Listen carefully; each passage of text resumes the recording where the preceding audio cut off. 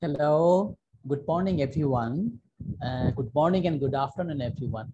Welcome to the webinar of the farmers' products online or selling agri products through Facebook shop.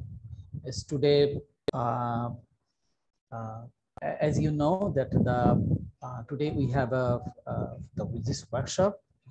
Uh, when we right now in situation is the COVID-19 pandemic, and so that the workshop is very the will guide us how to experience our farmers organization to sell their product in the webinar. So may I request you, my colleague Iris, to show the video regarding the the protocol of the Facebook, the Zoom protocol, and also the how can our participant can rename their name, and also know the how can they uh, uh, raise their issues during the uh, webinar proper. Yes, Irish.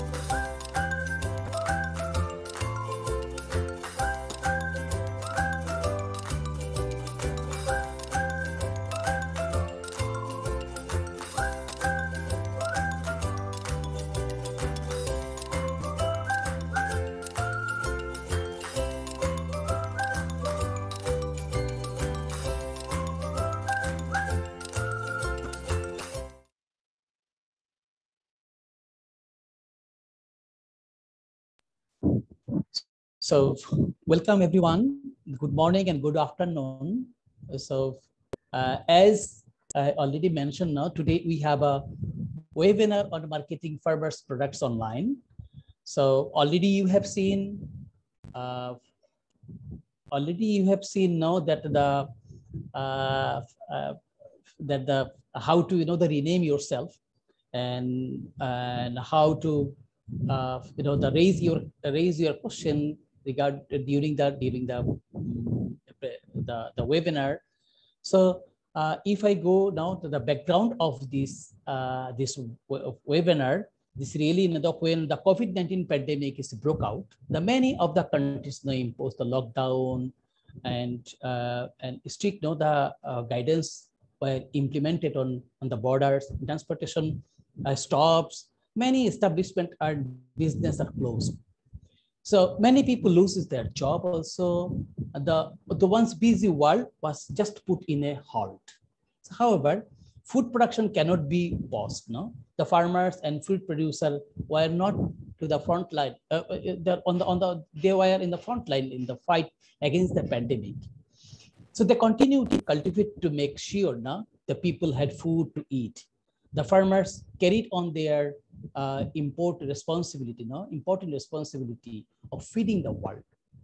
However, they are almost affected by the pandemic, as many of the sector are affected. Also, the farmers, the food production, they also affected in the pandemic.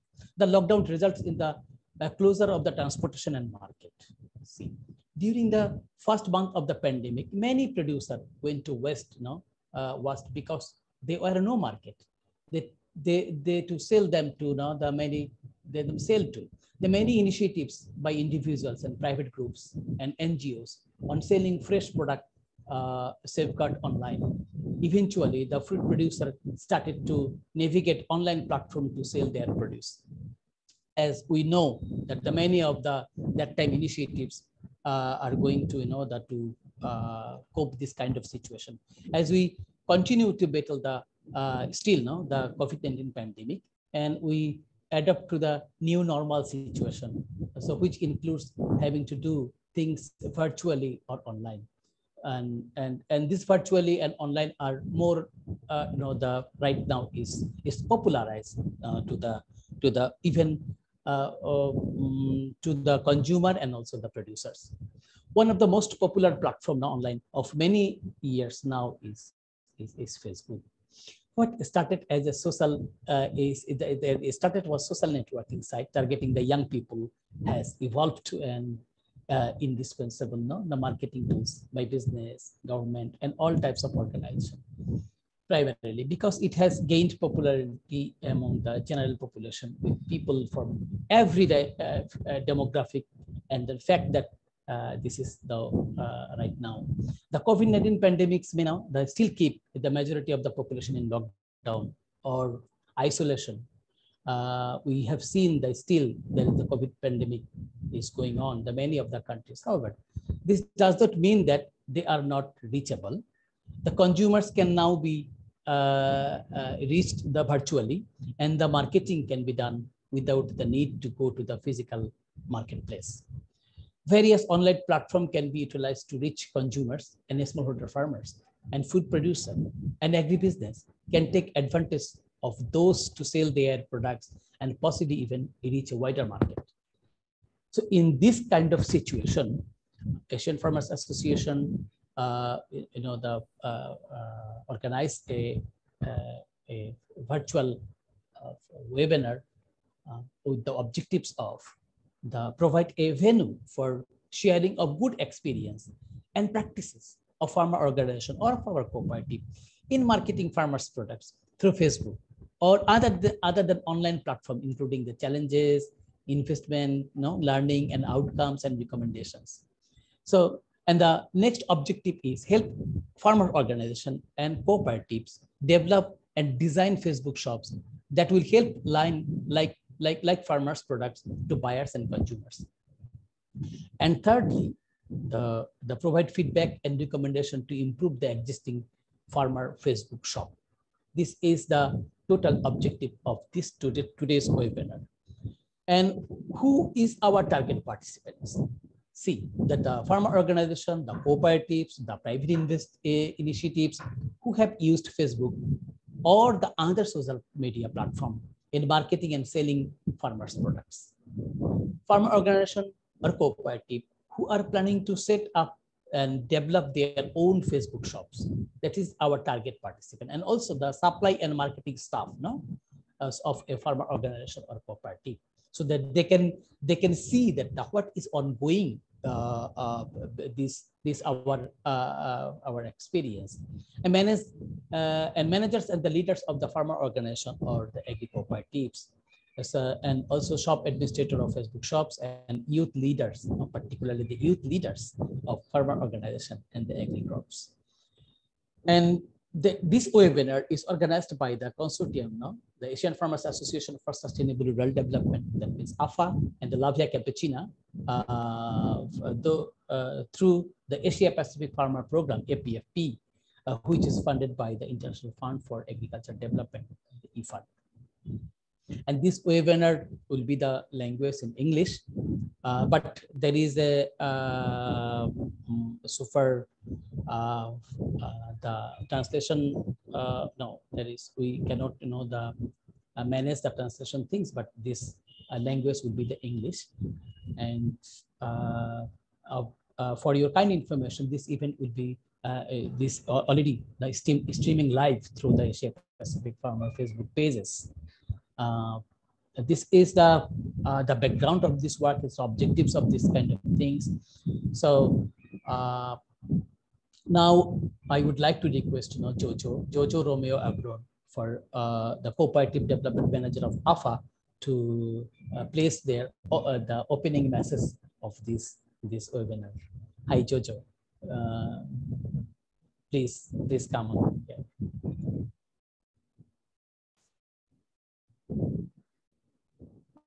Jojo, you are muted so far.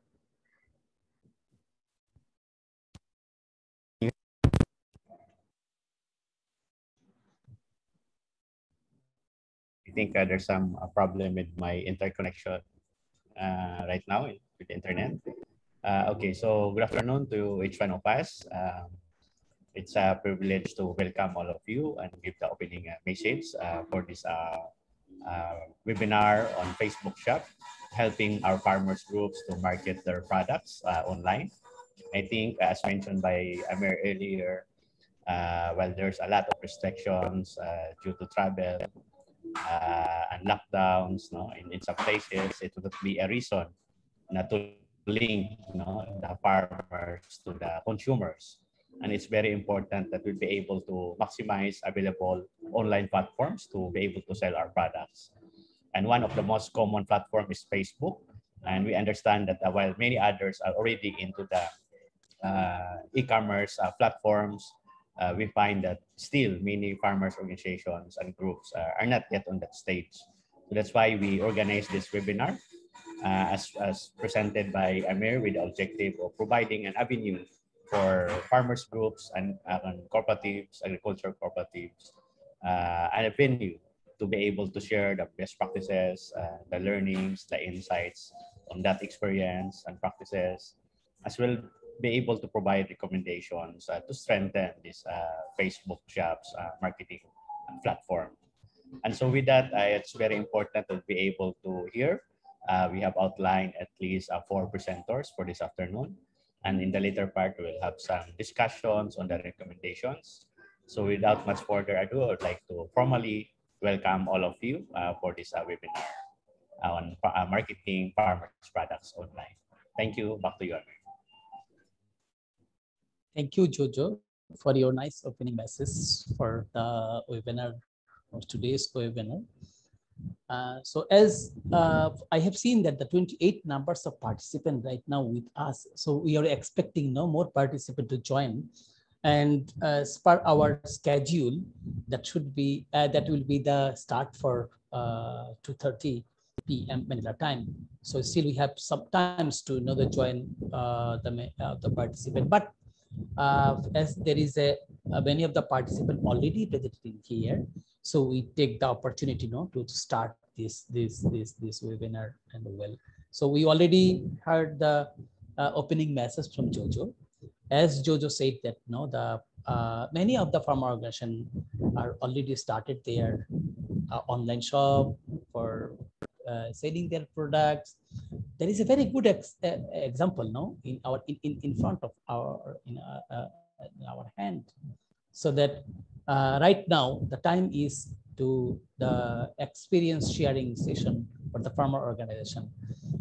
So now today we have invited on the 4 numbers of participant who will be sharing their experience in. I'm just going to introduce yourself as a very short description of the presenter.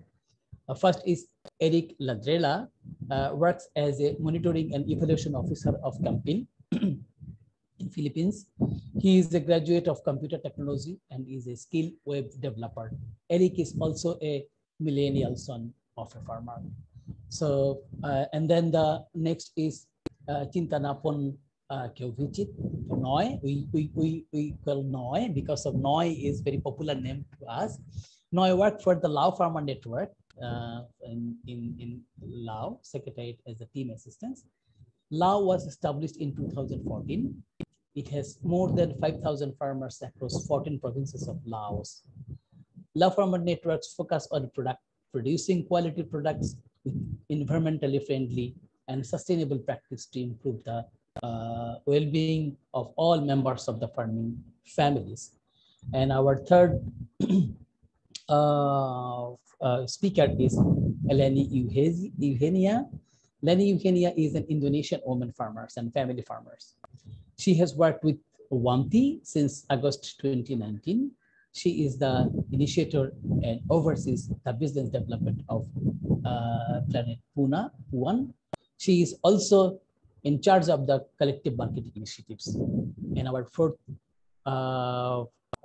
speaker is Bol Jargal Saikan. Bol Jargal Saikan, he's from Mongolia, works as a business development officer of NAMAC, National Agriculture Cooperative in NAMAC, Mongolia. He is agronomist and he graduated from the Mongolian State University of Life Science in 1999 with a bachelor's degree in agronomy and National University of Mongolia in 2021 with a master's degree in biological science.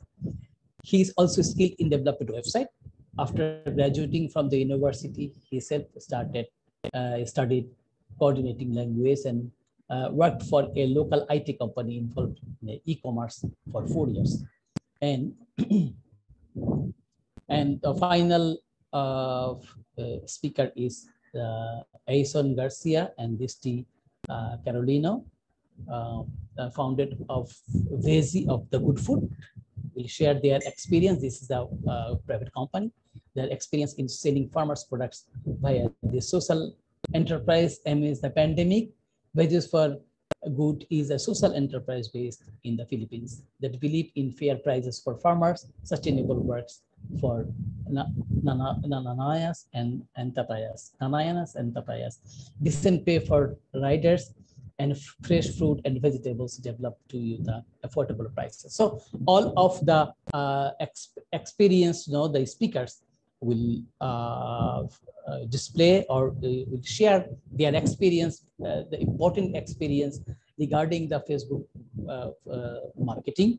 So now I would like to request Eric Ladrela for presenting his, the speech. Eric, floor is yours, Eric.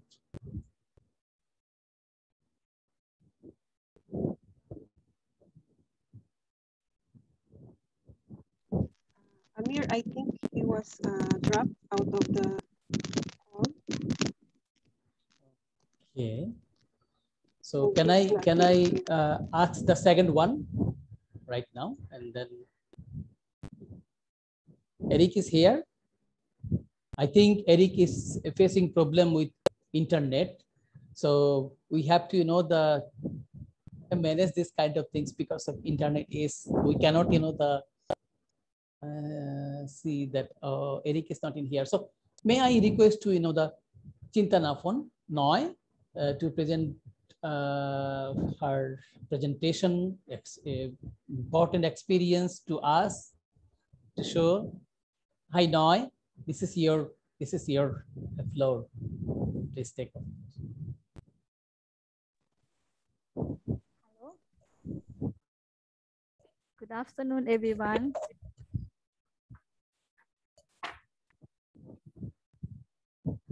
Okay, I think I can share the screen.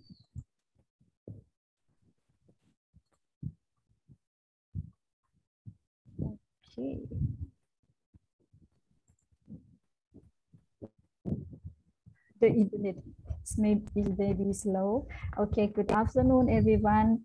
Thank you for having me in the representative for the Lao Farmer Network to share our experience or our story on using online marketing like via Facebook. And first of all, I would like to share about the Lao Farmer Network. Lao Farmer Network is start since 2014, and you see this is our logo, Lao Farmer Network logo, and you see the map. The map is the location of the Lao Farmer Network. In Laos, we have our member across the Laos in 14 provinces and 92 groups. And the orange color is our member who are from the north to the south of Laos. And we have more than 5,000 members. And you see the number here is for male and female is male is the 2,500 people. And we also have the youth member also include our and be our member. And then what we produce, Lao Farmer Network is focusing, and most of our member is focused on the cash crop. For example, like organic vegetable, fruit, and something like the green onion and many crop. And we also produce rice, coffee, ginger, and tea. For the cash crop, is about 80% of our members, they are focused on cash crop. And the livestock is not too many, but some of the group, they are focused on the cattle, pig, goats, and chicken. And today I'd like to share about the one of the initiative member of the Lao Farmer Network who are starting to sell their product online. This is the we call the Thong Mang Organic Vegetable Group. This group is located far from the capital city. Is 40 kilometers far from capital city. And this group established in the 2016. Currently, they have 44 members in that group. Why they are starting to sell their product online through Facebook? They because of the many issues, because they are the new group that just starting. So no, I mean they not so many people get to know them. So their market scale is quite small. Like they have not no market much in that time, and low income for the member. So they think to on that time online platform is Facebook quite big and popular in Laos, and they think this is the good time to start it, to have the Facebook page. They create a Facebook page named Women Farmer Basket in 2017. They started, and now they have the 2,400 followers to this page, Facebook page. What they sell, you will see this. This is their product. They sell the organic vegetable product, and they put in this farmer basket.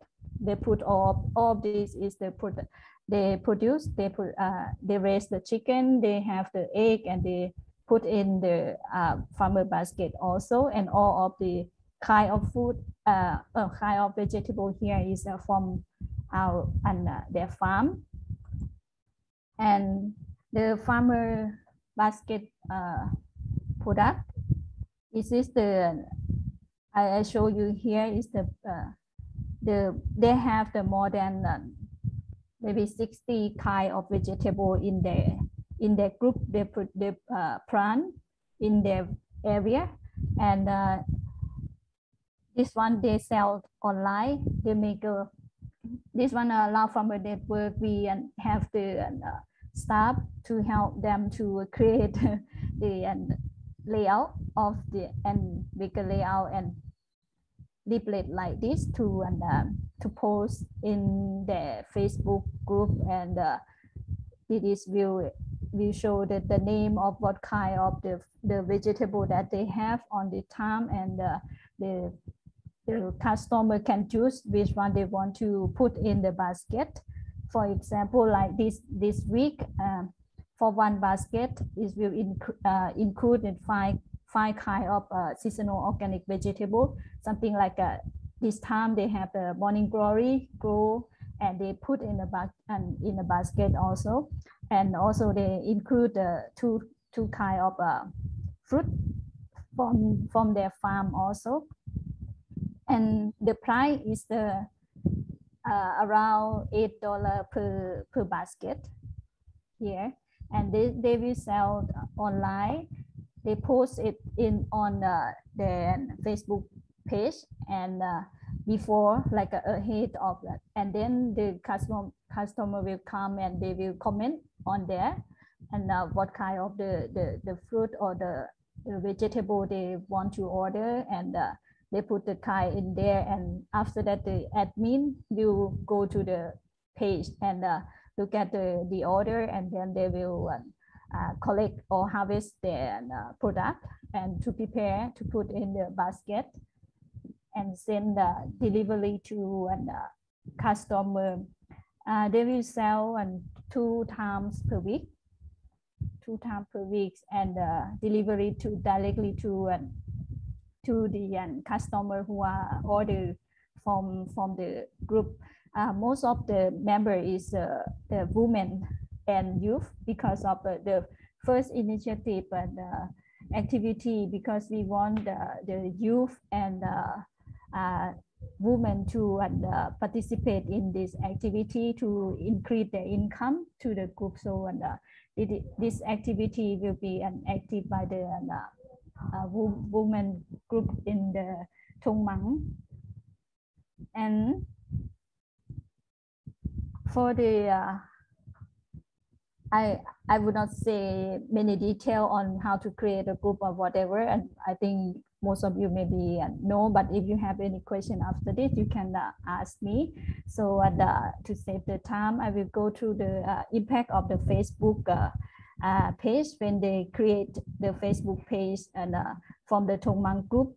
After that, they can we can see the impact. Like many customer is quite I mean exciting, no? Because of not so many on that time, not so many farmer group they do like this, but they may have some of the trader they do, but is it the company or the big shop they do? But it is the kind of the online platform that created by the farmers. So many organizations, and they are interesting to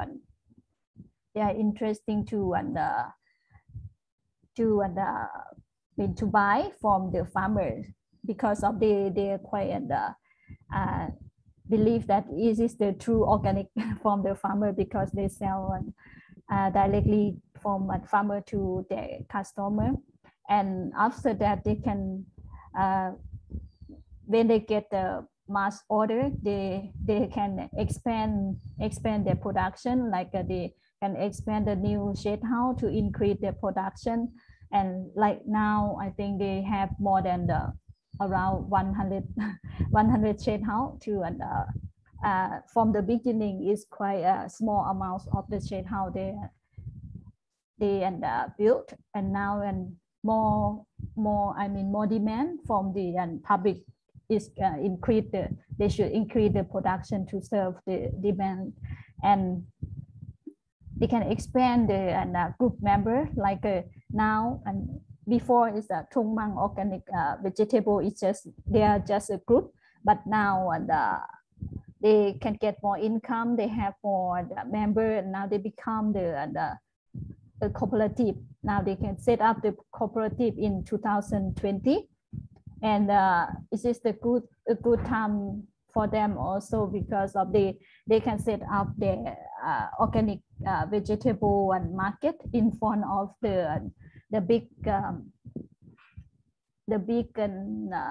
supermarket in the city, that they can sell 3 days per week now. And but if you want to order online, they are still have some admin team to organize it and delivery to the customer also.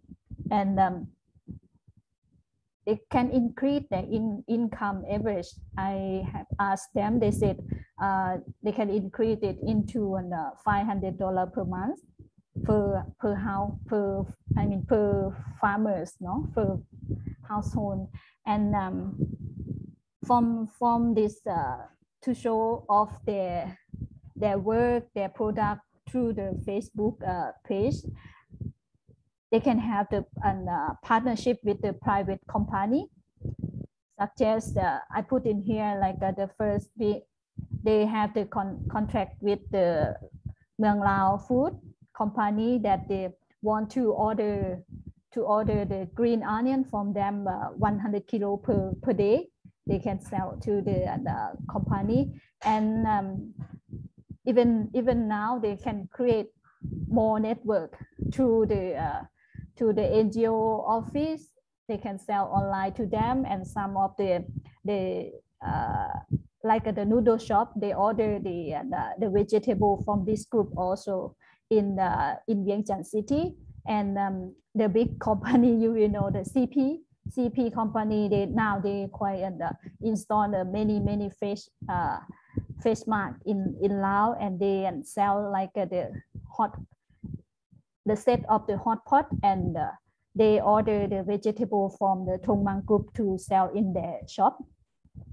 And Thong Mang organic farm, now they become the learning center, because they're quite popular and many people visit them. I think this is the good impact from they're creating the Facebook, and they can show up their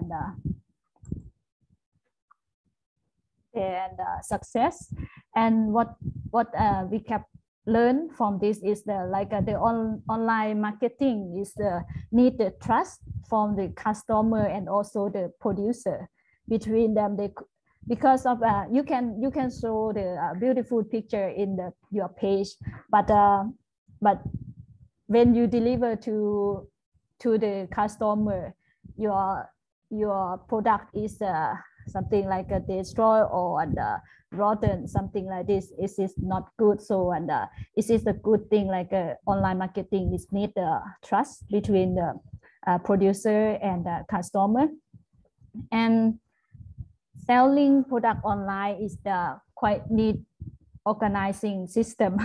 Something like you could have the admin team who post the content, who post the photos, nice photo, and have to check the comment when they order, or when sometimes your fan page would like to ask you what kind of vegetable, or they have the problem with this. They send the comment, and if no one answer them, they won't follow you anymore.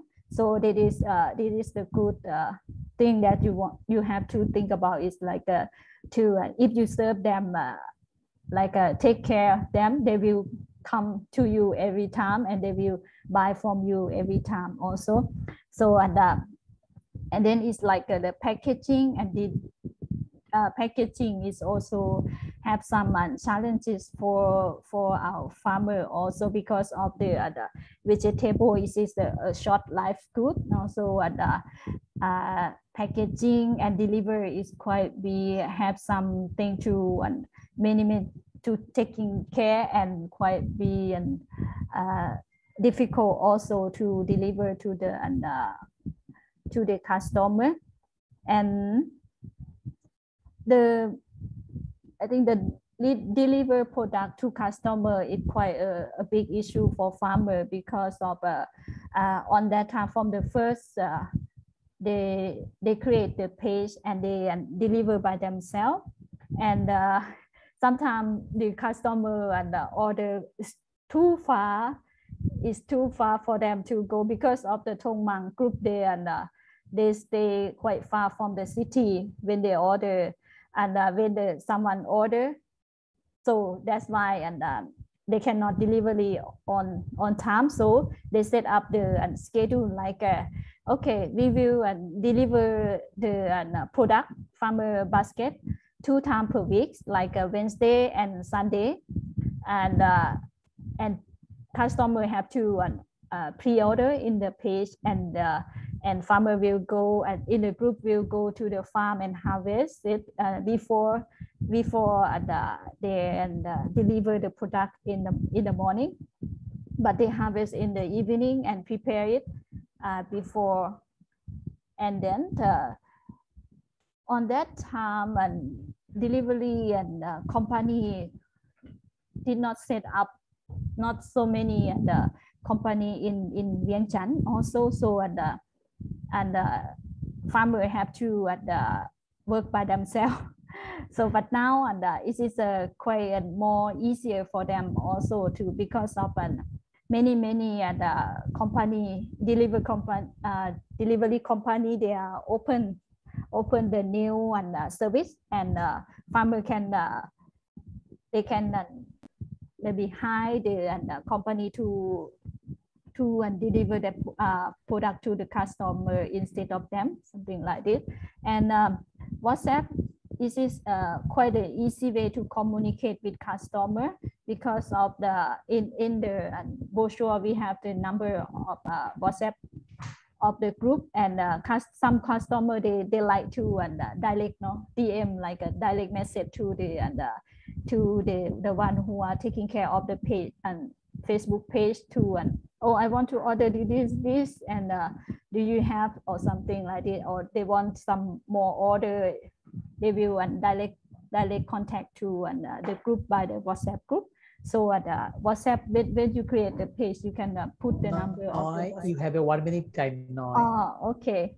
So for the recommend, if you want to start the online marketing, I think the through Facebook is a cheap online marketing, because of you can reach many audience by using the Facebook page or Facebook group. You can be if you or sometimes you can boost your page or your post to reach the more customer also, and also this is the good strategy also. You can join the existing group to access to the big audience, because of in Laos now they are quite create many group. They create the group like the agriculture group, something like it. Then they have more than 10,000 members. If you be the member of the group, you can post in there, and your message can reach to the 10,000 people. And also now in Laos, and Facebook Live also they are popular in Laos also. And the online marketing, like they sell the clothes or they sell their product. Now they quite they do the Facebook Live to post or to talk to the customer, and they can buy the product directly, something like this. And if you use the Facebook, and should have some like the short video or nice photo, and it will be attract the customer to come to your page. Okay, thank you everyone. Thank you, Noi, for your very good presentation. And I hope that all of the participants is enjoying your presentation, particularly when you know started how you started your program, and the farmer basket issues, the impact of these initiatives, and the information that the $50 US per person per month, they increase their income, and also the learning, all of the learning challenges, and also the recommendation from your part. I think the all of the participants, you have many questions to know, but please keep wait a bit, and also you can use your chat box to the questions so that our we can collect all of the questions, and we will ask after the whenever we the question and answer session. So when those who are right now joining with us, please fill out the attendance form. Please check your chat box so that our my colleague Irish already sent you the link, so that please all of the participants please fill out all of attendance now from and for those who are right now joining with us, for your kind information, you are watching the webinar of the Asia to the organization by the Asia Pacific Farmer Program, and also assuring resiliency of family farmer amidst COVID-19 the initiatives. The webinar is marketing farmers products online, or you can say selling agricultural products through Facebook shop. So I think there is an right now is 34 numbers of participants, and our first presenter was the Eric. Eric was that time facing problem with internet. Right now Eric is here. Hi Eric, are you there? So Eric is Eric Ladrela works as the monitoring and evaluation officer of Campaign. And he is a graduate of computer technology and is a skilled web developer. So Eric is also a millennial son of a farmer. So Eric, welcome to the board here. So is you're right now, and your time is 10 minutes. Please keep in the on time. Thank you, Eric. Thank you. Hi, good afternoon, everyone. Again, my name is Eric Ladrera for Campil Agrico, and yes, I'm the monitoring and evaluation officer and the knowledge management officer of Campil, where Campil Agrico is a Leyte-based coconut processing center of Campil. Okay, so let me just share my screen first. All right.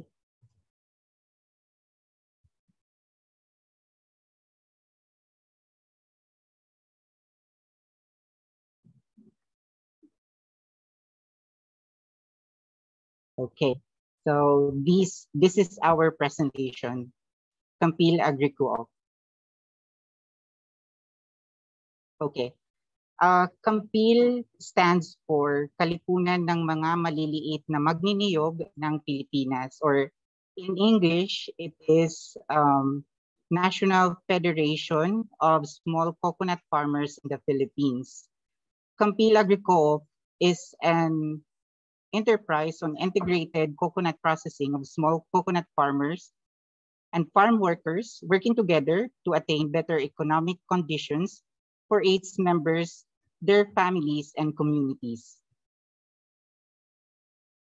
Back in 2016, Campil Agrico was established. It is to rebuild back better the coconut livelihood of farmers after the devastating effect of Typhoon Yolanda and Ruby.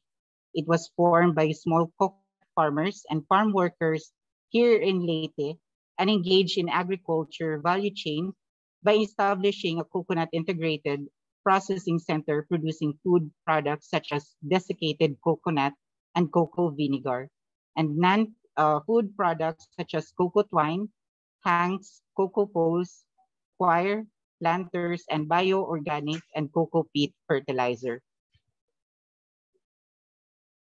Then, how many members does the farmer organization or co-op that we have?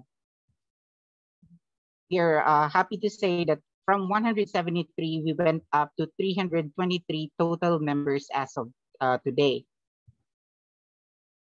And this is our members. All right.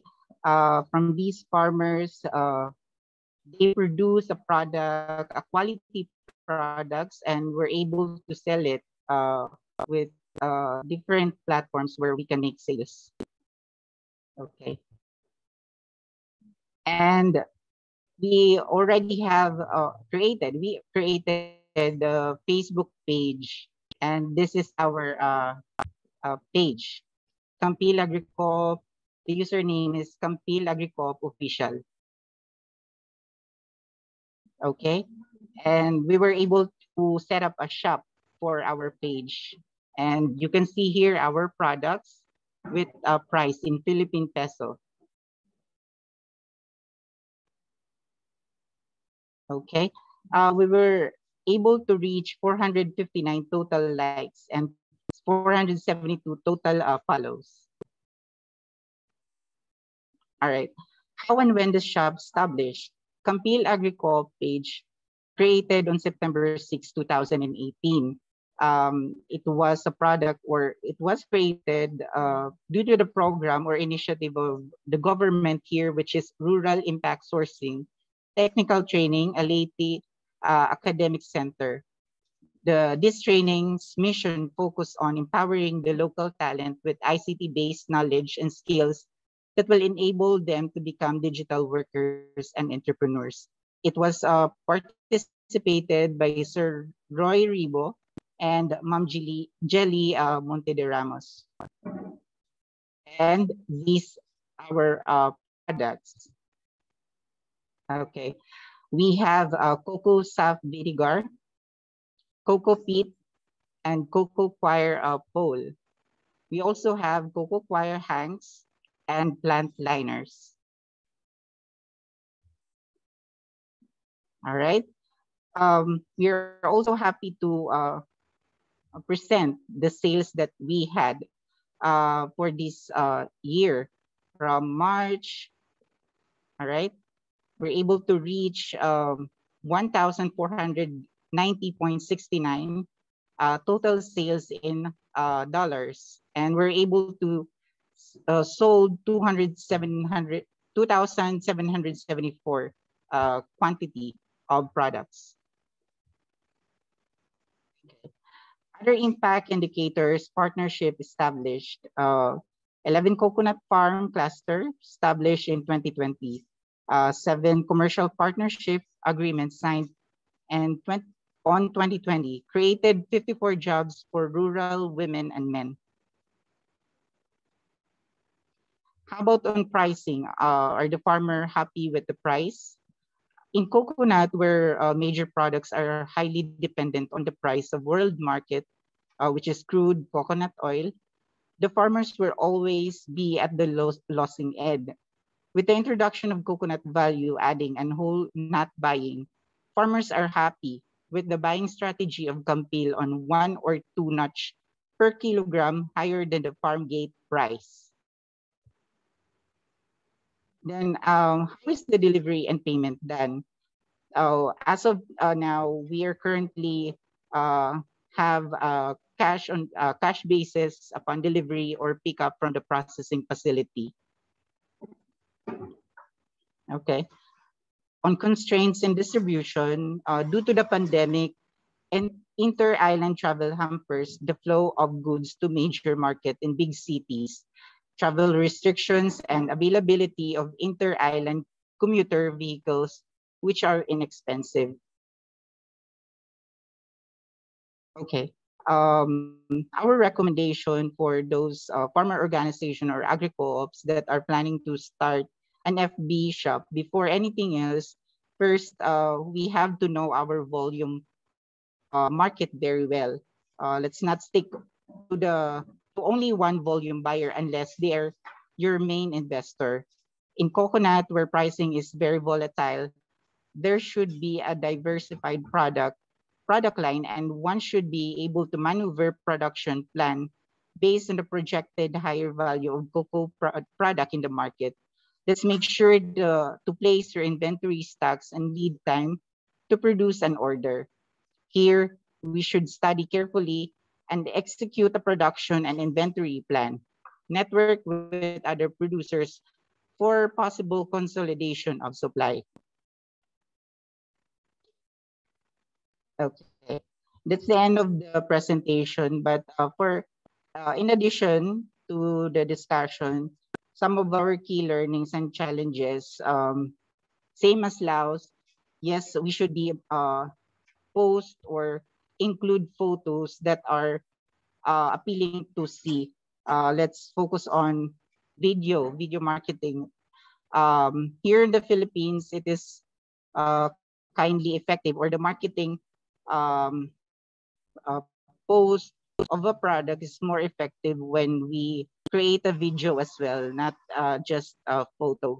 And some of the challenges, of course, with the in terms of logistics, we're just able to reach the number of customers around the area as of now.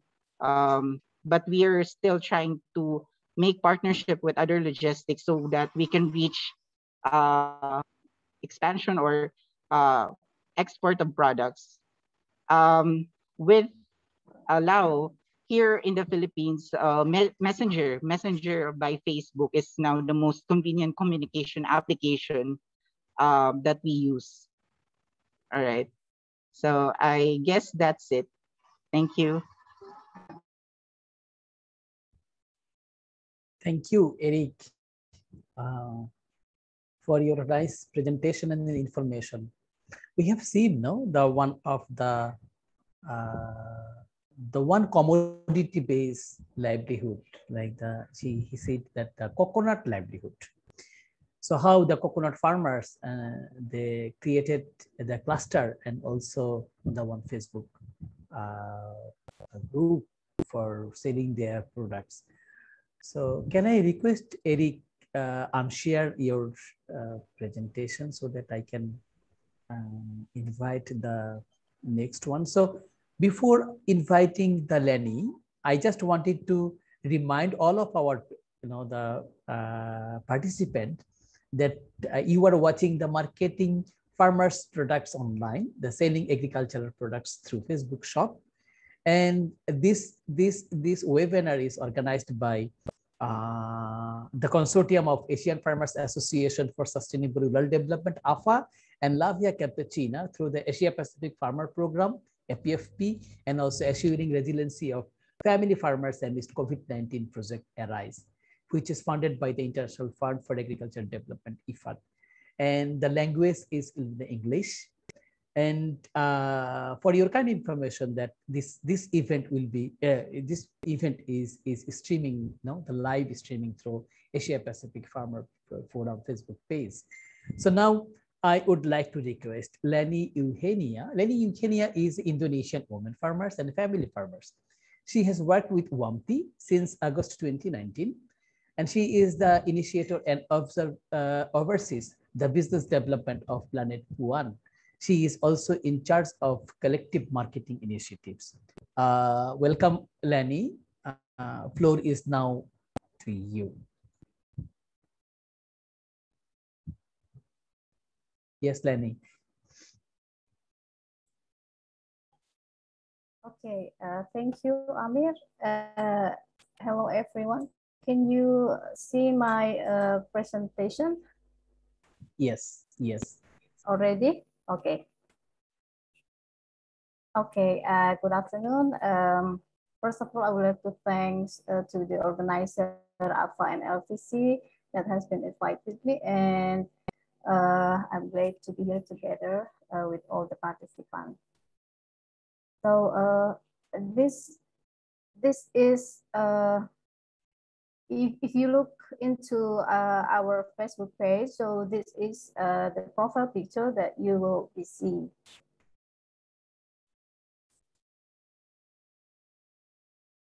Okay, a glance about organization. No, Road. WAMTI is a national farmers organization established in 1994, and in the organizational development last 5 years, it has been reached out around 120,000 household members for around 39 districts. And for economic activities, they are support the economic and the for all farmers in the form of local cooperative, like we have a Cassava local cooperative in Lampung, and also they have a national farmers enterprise cooperative. and also several rural enterprise industry, and in the form of a collective marketing initiative, like here with Planet One that we would like to present. A glance about Planet One. Planet One is a collective marketing initiative for the women farmers or rural women product that involve women farmers, family farmers, or a rural collective enterprise dealing with production of commodities or product. And it has a purpose to broaden the market, to build the creativity capacity of the women farmers, and to increase the income. So here in the left side, you can see the red rice community grower in a remote area of indigenous community in southern part of Java, where we promote and link their product to the customer. Lenny, can you enlarge your the presentation so that we can see the good way, because of this? Just presentation mode. The presentation mode. You can use the presentation mode now.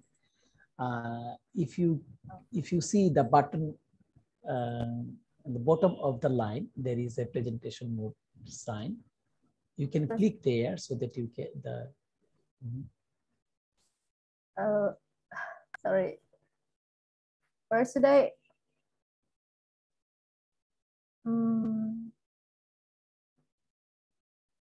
Sorry. It's okay. It's okay, Len. It's okay. It's okay. See the button. See the end, not the button of the page. Here you see one of the icon. No, this is the presentation mode. No. Presentation mode. Sorry. Oh, maybe Iris, can you help me? Can you see the one with 72%, the bottom of your screen?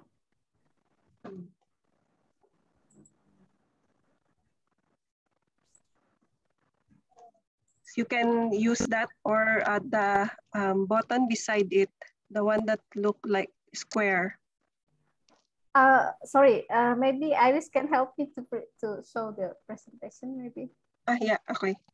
Okay. Yes.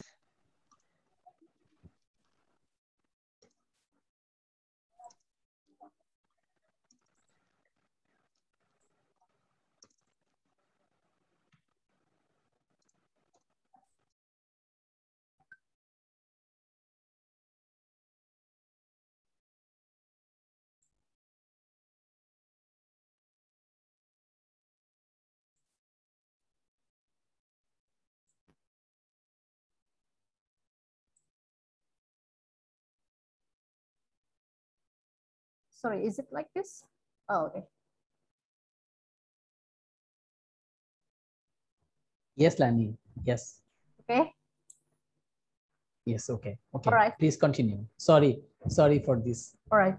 Okay. So just a flashback. So this in the left side there are red rice community growers in a remote area from the indigenous community in southern part of Java, where we promote and link their product to the customer in the urban and cities, targeting women but not limited to that live in the urban and cities.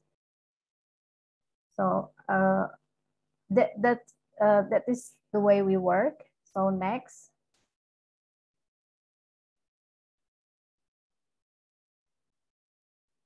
Okay, this is our Facebook page business, where the Facebook shop, where the Facebook shop exists. In the left side, when we see through mobile, so we show the description about who we are. Planet One is an agri-social enterprise, collective marketing of women, family, and collective enterprise of Indonesian farmers. And we also give detailed information about our Linktree website, where customer can visit in a several channel of our marketing sales as they convert, like in the Instagram, Facebook, and to mainstream marketplace in the country, Shopee, Tokopedia, or they can make a direct one through the WhatsApp. And we have provide several communication channel through Facebook Messenger, mobile phone, and also direct WhatsApp service. So in the link view shop, they can see our catalog of product that we show in the Facebook shop. Okay, next. So these are several for the product that we put. There are around six product, and if you click into the detail of the product, so we put about the detailed information of the product, like where are the original source of the product, who are there, who works to produce the product, what are the benefits of the product, and then the guidance to use the product, the volume of the product, and the information about how do we pack our product with eco pack or non plastic or less plastic. So customer can also contribute to environmental impact aside from social impact. So, and the last is invitation to the buyer to do action to buy our product. So if we click also the picture of each product, there are around up to 10 photos that we can show in a different vibes. Like for example, for the palm sugar product, we show a picture for cooking maker, for cooking in the cookie maker that use our palm sugar. So when we establish our Facebook shop, it is actually in line with when we establish also our Facebook business page. Why? Because for the 1.5 years, we focus on to sell the product through Instagram and to mainstream marketplace. And when we do a payment promotion too in the Instagram, we often face with a problem that lead us to solve it in the Facebook home. So that's why we established a Facebook, and also at the same time we established Facebook shop. And for the first time, there is a young from the district who helped us to establishing a Facebook business, but later to operate this Facebook and also Facebook marketing digital platform. Planet One has participated in the online training digital marketing series conducted by Facebook Indonesia and Femina Womenpreneur Community Group or platform. Okay, next.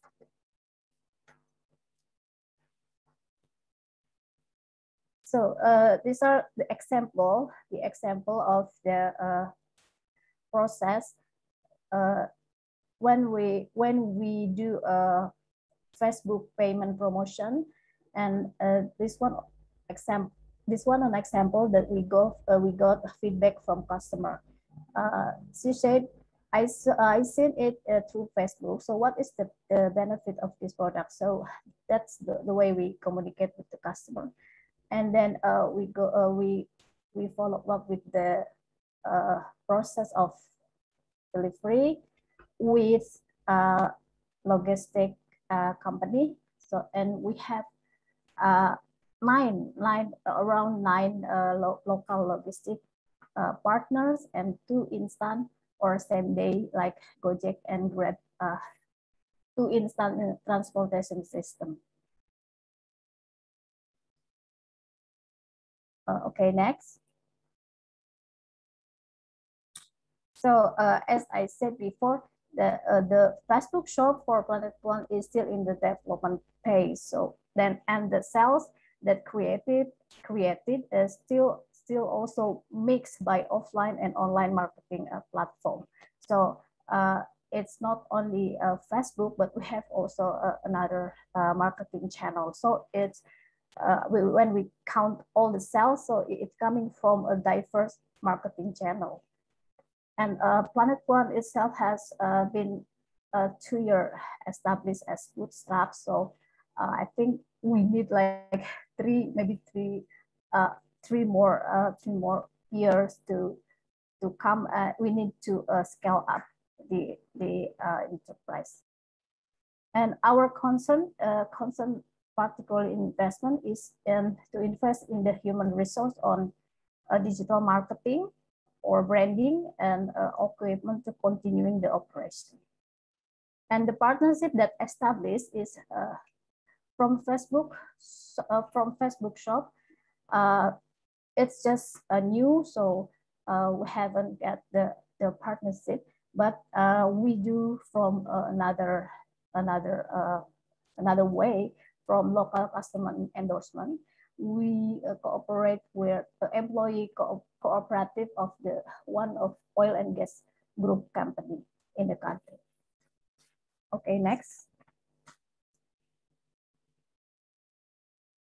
So the key learning about the price in the farm gate are decided by farmers. I think there are no like social pressure, and the Planet One just informed the indication price to customer. And sorry, can you just hide something that disturbed in the hello? Yeah, and the constant, so still, yeah, the constant in distribution, because the sometimes for the community that live in remote, the communities are often challenged by natural disaster. So sometimes they cannot like go with logistic because of the flood that happened. So in the demand side, Facebook shop doesn't have an automatic system that connect to transportation system like we experience in a marketplace. And on the delivery, we need to make sure that the quality of packaging to avoid a spill or a damage and etc.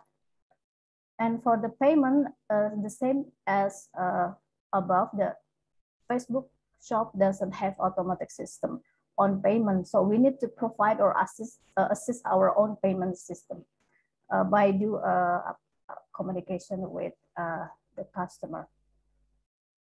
Okay, next.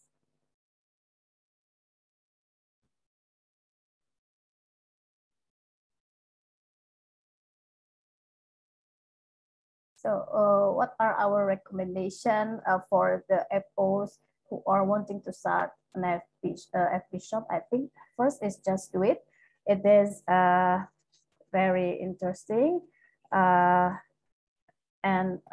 but you need to recognize well your target market, and then do a regular payment promotion. And also recognize well your marketing base, because if you are in the stage like what we are doing now, in the page in the stage of awareness. So we need to more and more do awareness until we got the intention, and also and then further transaction. So do the review through Insight.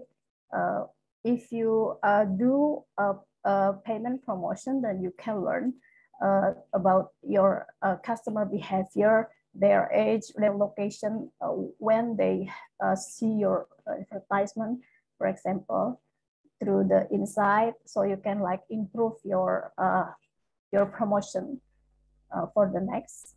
Or the Facebook itself, they usually make assistant, yeah. And the most important thing is to have a dedicated person that in charge in the digital marketing and media branding. I think that is for us. Thank you. Thank you. Thank you, Lenny, for your nice presentation and also the very good information. No? So many of the information we have received from your nice presentation. I think every participant are enjoying the Planet 2.1, and they established their Facebook marketing in March 2021 when the pandemic is hit the world. No? And see that many of the youth and women participants are engaged in Facebook marketing, and they already the experience many of the good things, and the recommendations. See, the Lani is describing that just do it. So this is really very encouraging word for us and who are watching right now and planning to do the Facebook marketing shop. And obviously we have so far we have a many question to Lenny, and we have a chance to whenever with the open and question and answer session, and please put in your question in a chat box. Here is the chat box, and you can put all of the question in here. So now I'm just remembering all of our participants to please fill out this attendance form that already shared in the chat box. My colleague Irish already shared the chat in the chat box the attendance form. So please, whoever not they still not registered, please fully fill in the form. And before going to the last presenter in our session here, so that I just wanted to remembering who are right now joining with our webinar. You are watching the Market Farmers Products Online. You can use a call also selling agricultural products through Facebook shop. And the organizer is this webinar is organized by the Consortium of Asian Farmers Association for Sustainable Rural Development and La Via Campesina through the Asia Pacific Farmer Program, this is called APFP, and also the Assuring Resiliency of Family Farmer amidst COVID-19 project. This is ARISE, so which is financed by the International Fund for Agricultural Development, IFAD. And for your kind information, this event is streaming live through the Asia Pacific Farmer Forum Facebook pages. So now I just wanted to go the bold Jargal Saikan.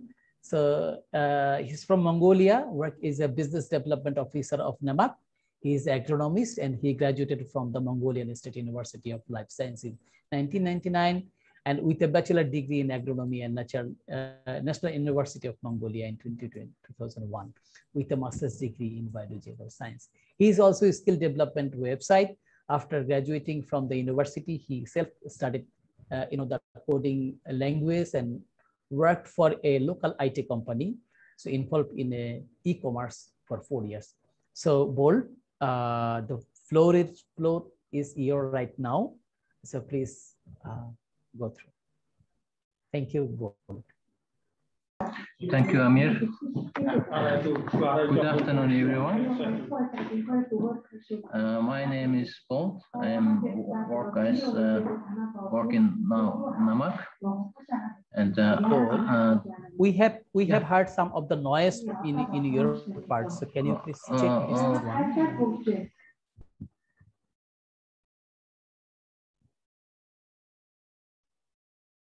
Yes, Paul. No, we cannot hear you, Paul. Yes, yes. Now? Do you hear me now? Now, yeah, we can hear you, but some of the noise. No, so someone can talk with someone, discuss Okay. in your Okay. room. No, can you request them to know the not? Okay, thank you, Paul. Okay. Now, sorry.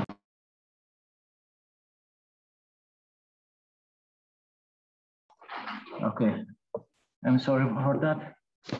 It's okay. It's okay. Today, I'm gonna talk about our e-commerce plan. We didn't start a Facebook shop now, but we are planning our e-commerce. And so today I'm going to about our e-commerce plan.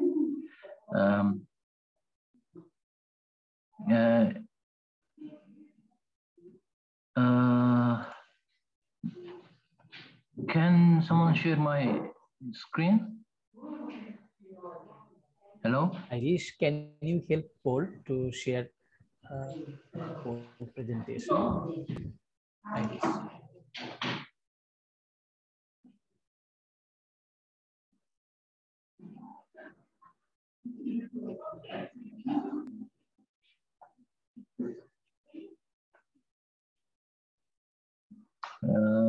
It's better to start. Yeah, from that slide.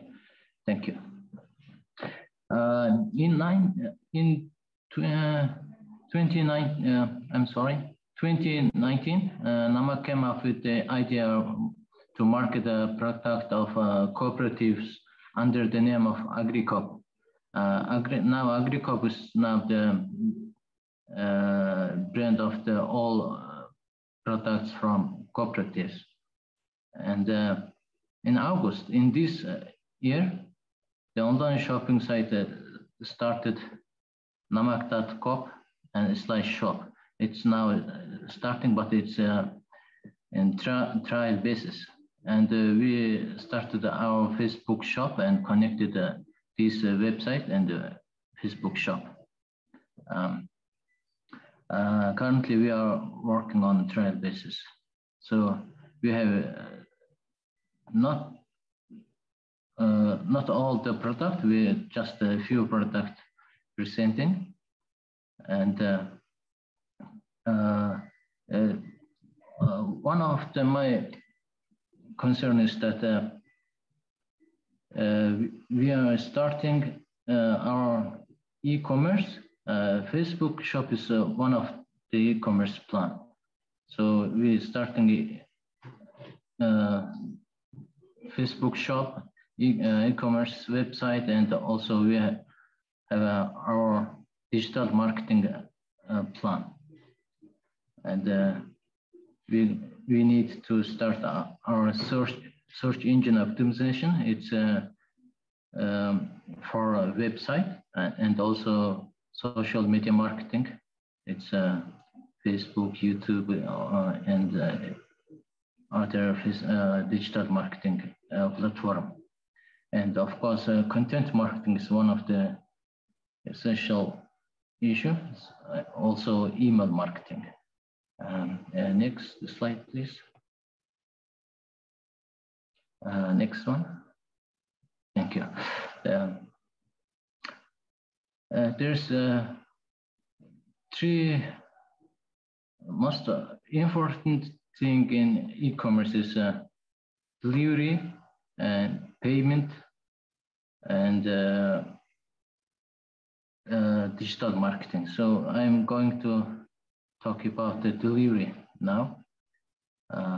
For online retailers, having excellent delivery service is essential to customer retention and acquisition. And the most important issue for online delivery service are on-time delivery and also delivery cost. Perhaps the most important issue that consumers concerned about is time. For example, you say it's going to be there in 2 days, but it's not as your promise. then you start to disappoint your customers. They are not going to retain. So this is a common mistake made in Mongolian online retailers right now. In Mongolia, delivery costs are one of the most important factors for online shoppers who are choosing which online store they will buy from. It means we need to deliver on time and keep delivery costs low in order to retain our customer. Right now, we don't have sufficient resource and the manpower to meet this requirement. What to do now? Solution is fulfillment center. Next slide, please. I'm gonna talk about the fulfillment center right now in this slide.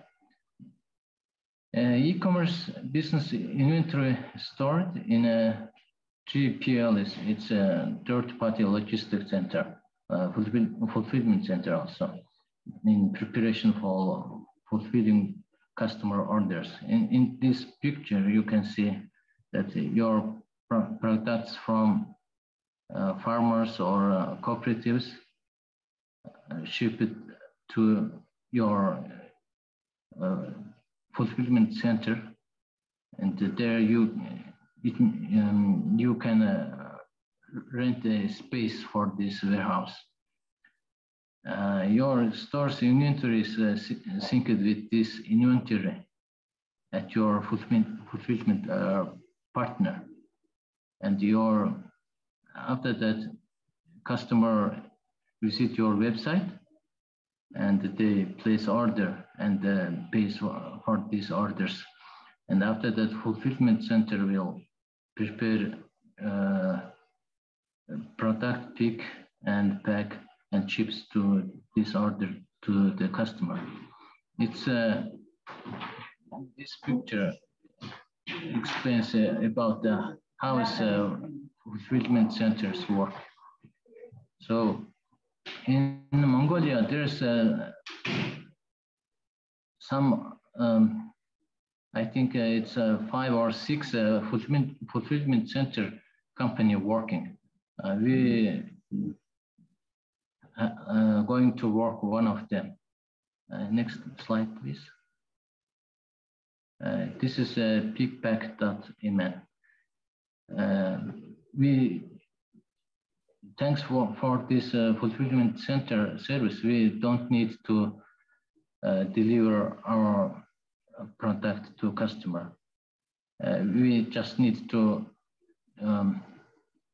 rent a small space for our product, and we need to start to receive orders. Next slide, please. After this delivery, you need to consider about payment. Payment is one of the most essential thing in e-commerce, because there is no right payment methods. Also checkout, it's called checkout method. You can seriously impact conversion rate. In other words, the potential buyers abandon their shopping carts if there's no right payment methods for them. Here's some of the popular online payment methods. For example, PayPal, pay with bank cards, bank transfer, digital wallet, cash on delivery. Next slide, please. My concern is that Facebook shop, there's only 3 options in a Facebook shop. First one is the checkout on another website. Next one is a checkout with Facebook. And last one is checkout with messaging. Checkout on another site means you have to have a website with the checkout methods. And checkout with Facebook on Instagram means it's only for US companies, not in international. If you have a US company, you have company in US and you have a bank account, you can use this option. Last one is checkout with messaging. It's not really checkout method. It's just connecting you and your customer. So I'm going to talk about the first option, checkout on another website. This next slide, please. Now this is our website just under development. This is this picture's product page. For example, when a customer going to buy this product, this is a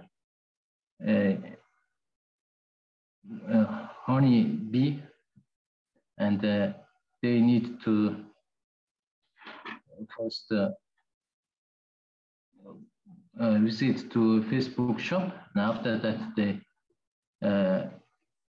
visit this website, and they gonna click add to cart. In here is in just Mongolian, and after hit add to cart. Next slide, please. It's going to send you a page. Fill out your information and click the order now. Next slide, please. And we have right now we have only one option for checkout method. It's a QR code. You can pay with your banking application, scanning this code with your banking application. Next slide, please. Yeah. Yes. After you scanning, first you need to enter your mobile application. After that, you scan your this QR code, and you need to pay this payment. It's a simple payment method. Like this simple payment method, your customer not abandon their online shopping cart, and by this method, your online e-commerce income maybe increase because they don't abandon the cart. Next slide, please. So my recommendation is first you need to use Facebook shop, create Facebook shop, and next one is my recommendation is use WordPress plus WooCommerce. It's a free software for creating website and e-commerce shop. And next recommendation is use your local payment gateways. For example, in this example, I used our local payment QR code scanning payment. And third one is use fulfillment center service. It's gonna save your time and decrease your expense. Yeah, I'm sorry for my English. That's all my presentation for today for you. And if you want to ask for me, you can email me. Here's my email address. Thank you for your attention. Thank you, both. So many of the new, the idea you already, the parking here, like the e-commerce business and also the fulfillment center, the third-party agreement, so that we can, avoid some kind of the transportation things. So, okay, I think we are right now, the many of the question in our mind because of the 4 presentation already done. So who are the new join with us? Just for quick reminding that we are watching the marketing farmers products online. This is, or you can say the selling agricultural products through Facebook shop.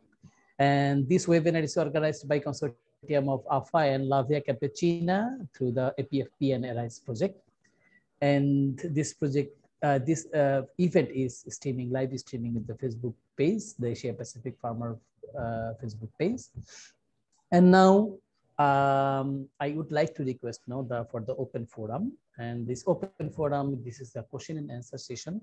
So all of our 4 presenter is there.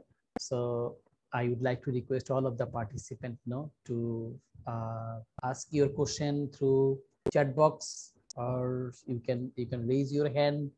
So right now this open forum is will be moderating by Junelisa Pandela, our Business Development Officer of Asian Farmers Association. Juni, this is your floor right now.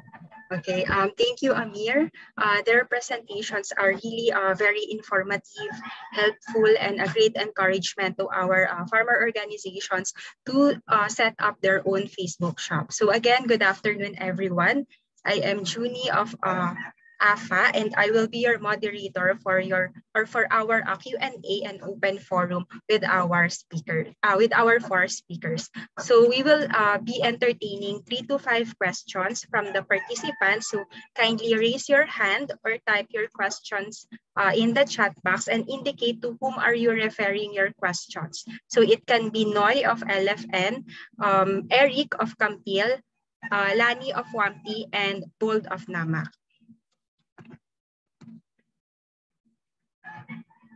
Okay, for now, while we are waiting for the questions from the participants, I have a question directly for LFN, to Noy of LFN. So this refers to cash crops. So how do you keep your vegetables fresh until it is delivered to your buyers? And can you share with us what type of packaging are you currently using, or your strategy to maintain the freshness of your produce, because we all know that it is highly perishable and it can be one of the hesitations of our FOs that limits them to be engaged in FB or Facebook shop. So can you give us some advices on the packaging of your fresh vegetables? Thank you, Juni. First of all, thank you everyone for sharing. It's very interesting topic from the other country also. From LFN, for the packaging is very challenges for us also, because we face the problem in the first phase of deliver our product to the customer also, because the first one we use the paper box, but it's not work because of the humidity, and like when you put the vegetable in there and it's quite dry, so when you reach to the customer is not good. So we change like we can start from the production, like before you harvest, like before the farmer will harvest their product. For example, when the customer, they order morning glory, something like this, before we harvest, the farmer, they don't pour the water in that pot. and after that they harvest the vegetable and they keep in their house, and they put like the fabric cover, and then after that they will pack in a box in the morning, and the box after that we try to use a foam box, like you put a fish or something to make it fresh, and we also like reuse the bottle, the drinking bottle, like and we put the water in there and we keep in the refrigerator, and until it's become ice, like the ice box. But we don't have the money to buy the ice box, so the farmer they use the recycle and water to put the water in there and put in the refrigerator, and it will and after that when they pack the vegetable in the box, and they put the ice, I call the ice box, no, ice bottle, and in the under that, and they cover by the banana leaf, and they put the vegetable and they put the banana leaf, and then after that they cover it, and it will like it will have the air, and in there is quite cool. So when you deliver to the customer, it will take before is the water or the ice is smelled, or is about 2 or 3 or 4 hours. It can be fresh until you reach the customer. Yes, we will use that. Okay, thank you so much, Noy, for your advice on how do we maintain the freshness of our product until it reaches to our customer. So just a summary. So we need to start from proper harvesting. We need to have a correct storage and right packaging. So instead of using paper bags, we can use foam bags instead. And then we also do some reusing of drinking bottles to be used as ice during the delivery, and we use banana leaf as the divider of each vegetable. And of course, during the delivery, we need to ensure proper temperature so that we can maintain and ensure that the freshness of the vegetables will remain until it reaches the consumer or the buyer. So thank you so much, Noy of LFN. So now let me check the chat box. So no questions yet from the chat box. So maybe we can proceed with our next question. So this refers to Campil and Wamti. So for Eric and Lani. So can you share with us, how do you gain the trust of your buyers in Facebook? So let's start first with Eric of Campil. All right. With the trust of the customers or the followers that we have with Campil through Facebook, it's actually started from organic promoting. We started promoting our page through our relatives and some people that we know.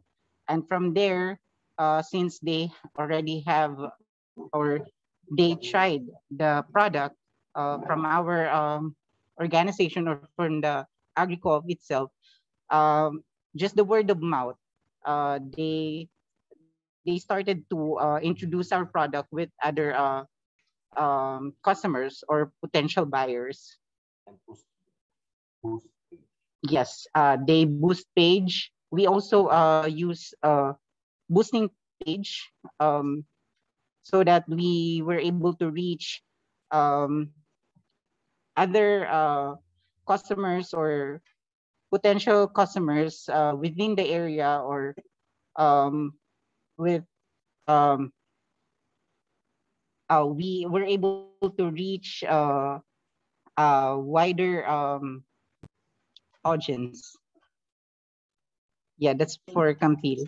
So thank you, Eric of Campil. Now let's hear from Lani of Wamti. Okay, thank you. the way we put the Linktree website in the Facebook page is actually the way we give a room for customer for a trust, because they can like track our or they can see our other marketing channel.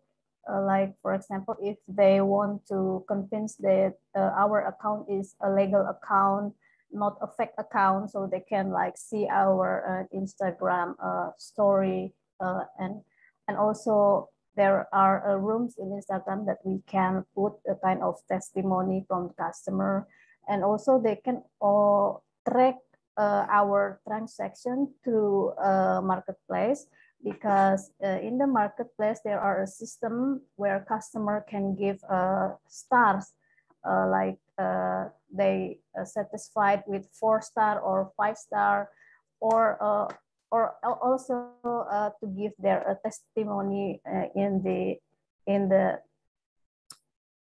room for there are room for customer to give testimony in the e-commerce of a marketplace. So that's the way we give yeah our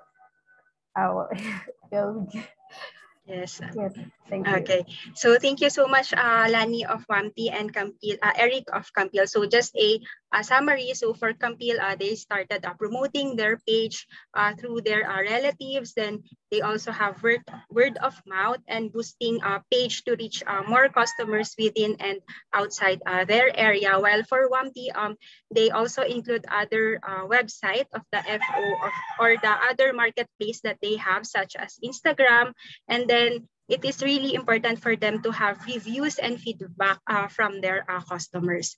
So now I think we have a question here in the chat box. So this one is from June Perez. So referring to Eric of Campil. So can small coconut farmers in other areas, say Mindanao, through their farmers associations, partner with Campil or become members of Campil?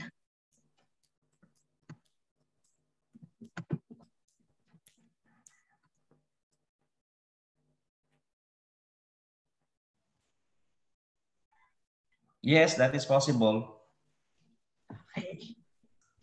So, okay, it is possible that other members from Mindanao can also be part of Campil. So yeah, but Campil Agri-Co-op is a primary organization, no?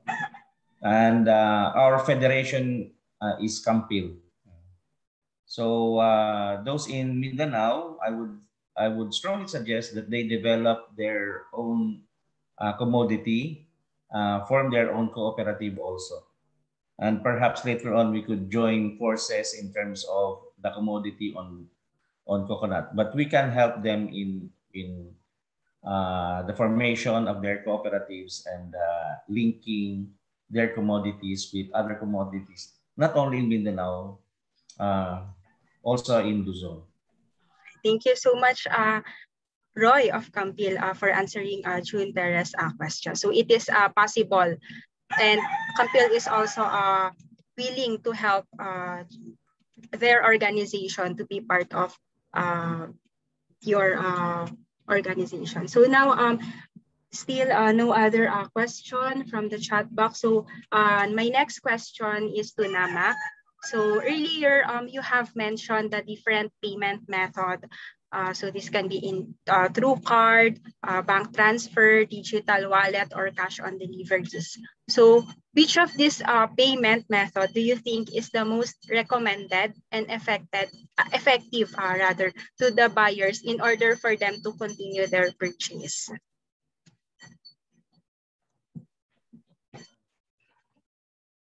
For this payment method, it's different by country. For example, in Mongolia, people use mobile banking. So we are using the payment method or checkout method for mobile application. In Mongolia, many people use a QR code for the payment. So it's a good way to use this payment method for our website. And in other countries, I don't know which one is the best way to use, but in a common way, PayPal and bank cards is mostly used payment method. For example, in USA and in other countries, PayPal is most used payment method. Also, bank cards. So for example, the banks use their own payment gateway. Also, there is a most used payment gateway is Stripe. Stripe is for using Visa, MasterCard, American Express, GCB, and Discover cards. And I would say that mostly used payment method is different by countries. Okay, so thank you so much, Gold of NAMAC. So as a summary, so in terms of payment method, it will be depending on which country are you from. So just an example, in Mongolia, they more prefer using QR code or digital wallet as a mode of payment. And then in addition, they need to assess which payment method is more appropriate for them depending on where they are located. So now, do we have any questions from the participants? So I can't see any hand raising. Okay, we have here from CRISE, Ren Gamaya. So how do we manage the issue on transportation? Since transportation from the farmers to consumers is quite expensive, especially to those farmers far from the market. Do you have any tips or advices? So maybe we can start from Noy of LFN. Can you give us some tips in terms of transportation?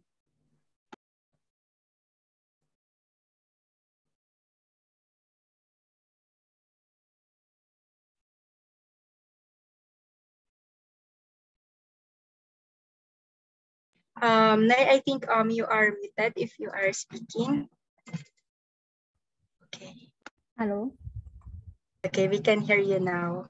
Yes. Oh, it's a quite difficult question because of it is the problem, but in Laos also because of the transportation in Laos is quite a high cost is compared to the other countries nearby like Thailand or other. But for our group, because of we choose to deliver the product to the customer. We set up the schedule for them, like to deliver to the customer, and because of we Thong Mang group, they will have the they will sell their product at the market every Wednesday and Sunday. So when we deliver the product, we will do at the same time that they travel to sell their product at the market to save the cost, because of if the customer order only one box, something like that, they cannot come because of they're quite far from the city, and the gasoline is quite expensive. And now one of the tip is now it's quite better than before, because in Laos they have the newcomer of the company, like they focusing on deliver company. They can deliver the product to our customer, and it's quite cheaper than before. This is the one that we sometimes we use them, like we have the contact with the Grab or the company, and we tell them to pick up the product and then go to and send it to the customer. Yeah. Thank you so much, Noy. Yes, the question may be difficult, but at least you have answered it correctly. So just summary. So we have to consolidate the product so that we can avoid high cost in transportation, and we can also check or have a centralized pickup point. And of course, we can have or we can establish a partnership with other transportation companies. So now, can we now ask Eric of Campil to answer the question of in the chat box of Ren Gamaya in terms of transportation?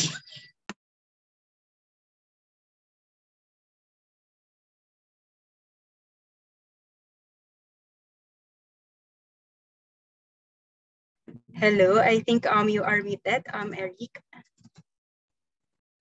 Okay, it's now unmuted. All right, with regards to the question, okay, we actually receive inquiries through our Facebook chat or message.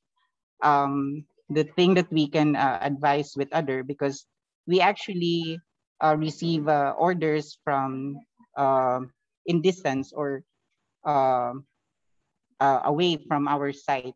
So we ask the client or the customer if they can shoulder the shipping fee, because if they're really interested with our product, they're the one to shoulder the shipping fee. And fortunately, they were able to agree on it. So I guess you can also try it with your on your end. Thank you.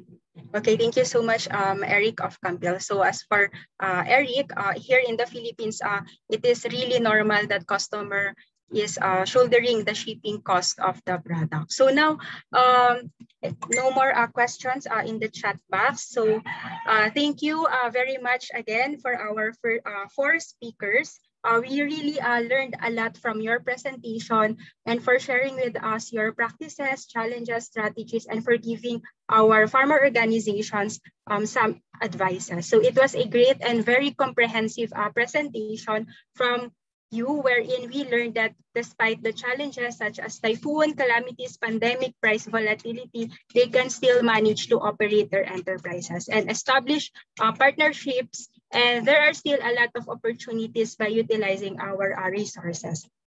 So FOs can now access the market and avoid production surplus, and at the same time, they can now advertise their products to wider their market area. So with this, it will definitely help our FO and their members to utilize and see the benefit of using Facebook as one of their marketing tools.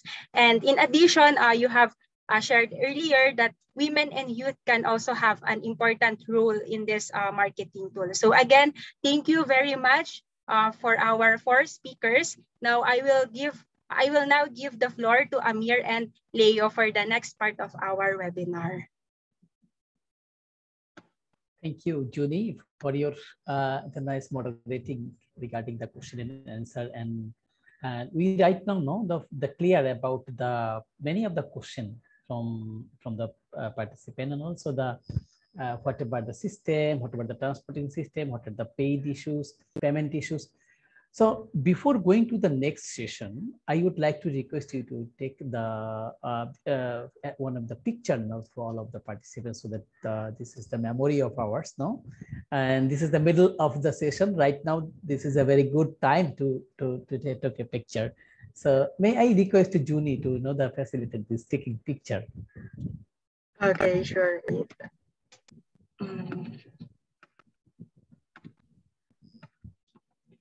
Okay, please turn on your cameras or your video. Okay, we have two pages here, so please hold your smile while I'll do the screenshot for our picture. So for the first page, 1, 2, 3. Okay, hold your smile. So another one for the first page, 1, 2, 3. Okay, moving to second page. So 1, 2, 3. Okay, hold your smile. So 1, 2, 3. Okay, done. Thank you, everyone. Let's now proceed with the next part of our webinar. Back to you, Amir. Thank you, Junie. Thank you, Junie. So, okay. So I just wanted to remembering, all of the participants so far who are right now joining with us. You are watching the Marketing Farmers Products Online. You can say the selling agricultural products through Facebook Shop. And this webinar is organized by the Consortium of Asian Farmers Association and La Via Campesina with the support of Asia Pacific Farmer Program, the APFP, and also the ARISE, which is funded by the Agriculture Fund, International Fund for Agriculture Development, IFAD. And you are watching this event in live streaming through our Asia Pacific Farmer Forum Facebook page. And now I'm just wanted to request the next session is the experience from the private sector, and I'm requesting to Aison Garcia and Dishti Carolina, the founder of the Veggie of Goods, the Philippines, based in Philippines, will share their experience in selling farmers' products via this social enterprise amidst the pandemic. Veggies for Good is a social enterprise based in the Philippines that believes in fair price for farmers, sustainable workforce, nanayas and tatas, decent pay of riders, and fresh fruits and veggies delivered to you at affordable prices. Excellent. So now floor is yours. Please present yourself, whatever you have. No, thank you. Good afternoon. Thank you, Amir, for that introduction of Veggies for Good. I am Aison, and my co-founder, Ditsi, are happy to be here to share with you our experience on selling agricultural products online, especially through Facebook. So allow me to share our presentation. Okay, I will just share screen.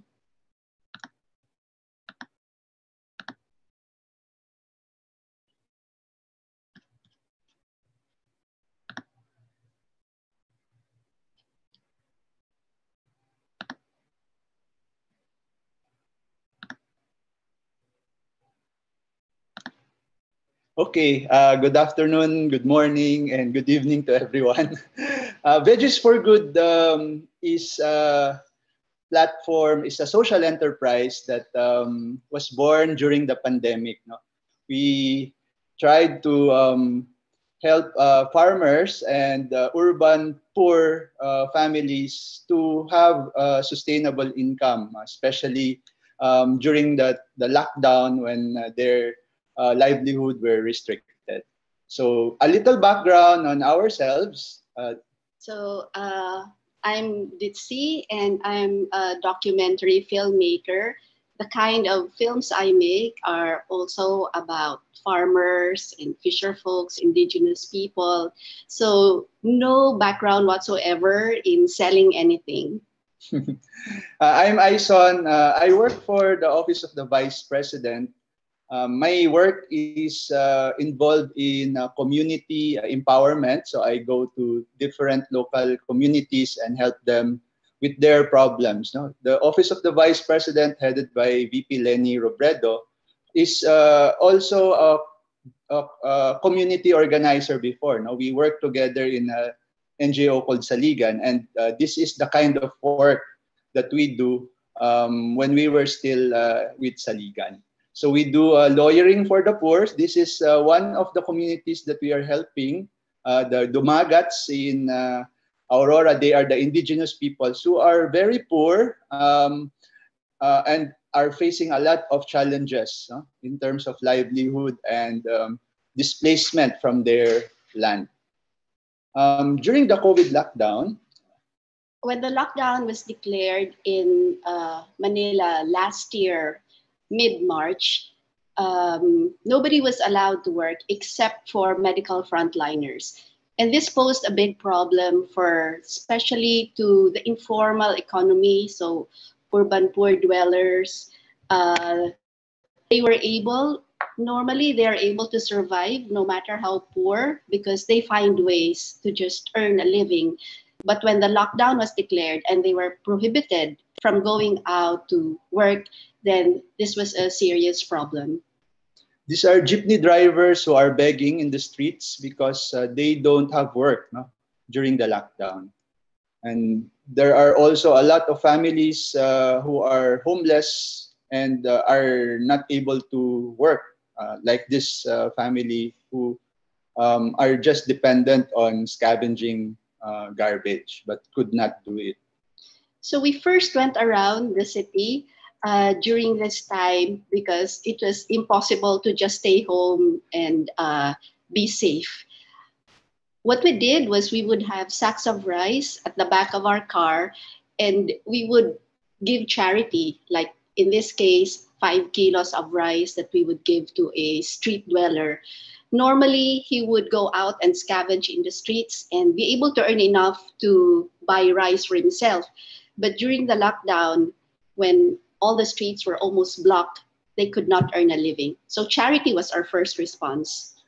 And during the lockdown also, we offered free shuttle service through the Office of the Vice President. And we met urban poor mother who was waiting for a ride with her vegetable. She was carrying vegetables and some firewood. No? And she said that she went out amidst the lockdown because she cannot stand her family already starving. So she plans to just violate the lockdown rules by selling vegetables and firewood. Her name is Dorina, and she has 5 children, and she is the one providing for their food and needs. We visited Dorina a week or two after that first meeting of Ison and her, and we discovered that it wasn't just her. We were so proud because we brought some rice and some canned goods to share with her because we were so moved by her story. But what happened was her sisters came out and her mother came, also her brother, all of them in the same difficult situation of not having anything to eat when they were prohibited from going out of their homes to work.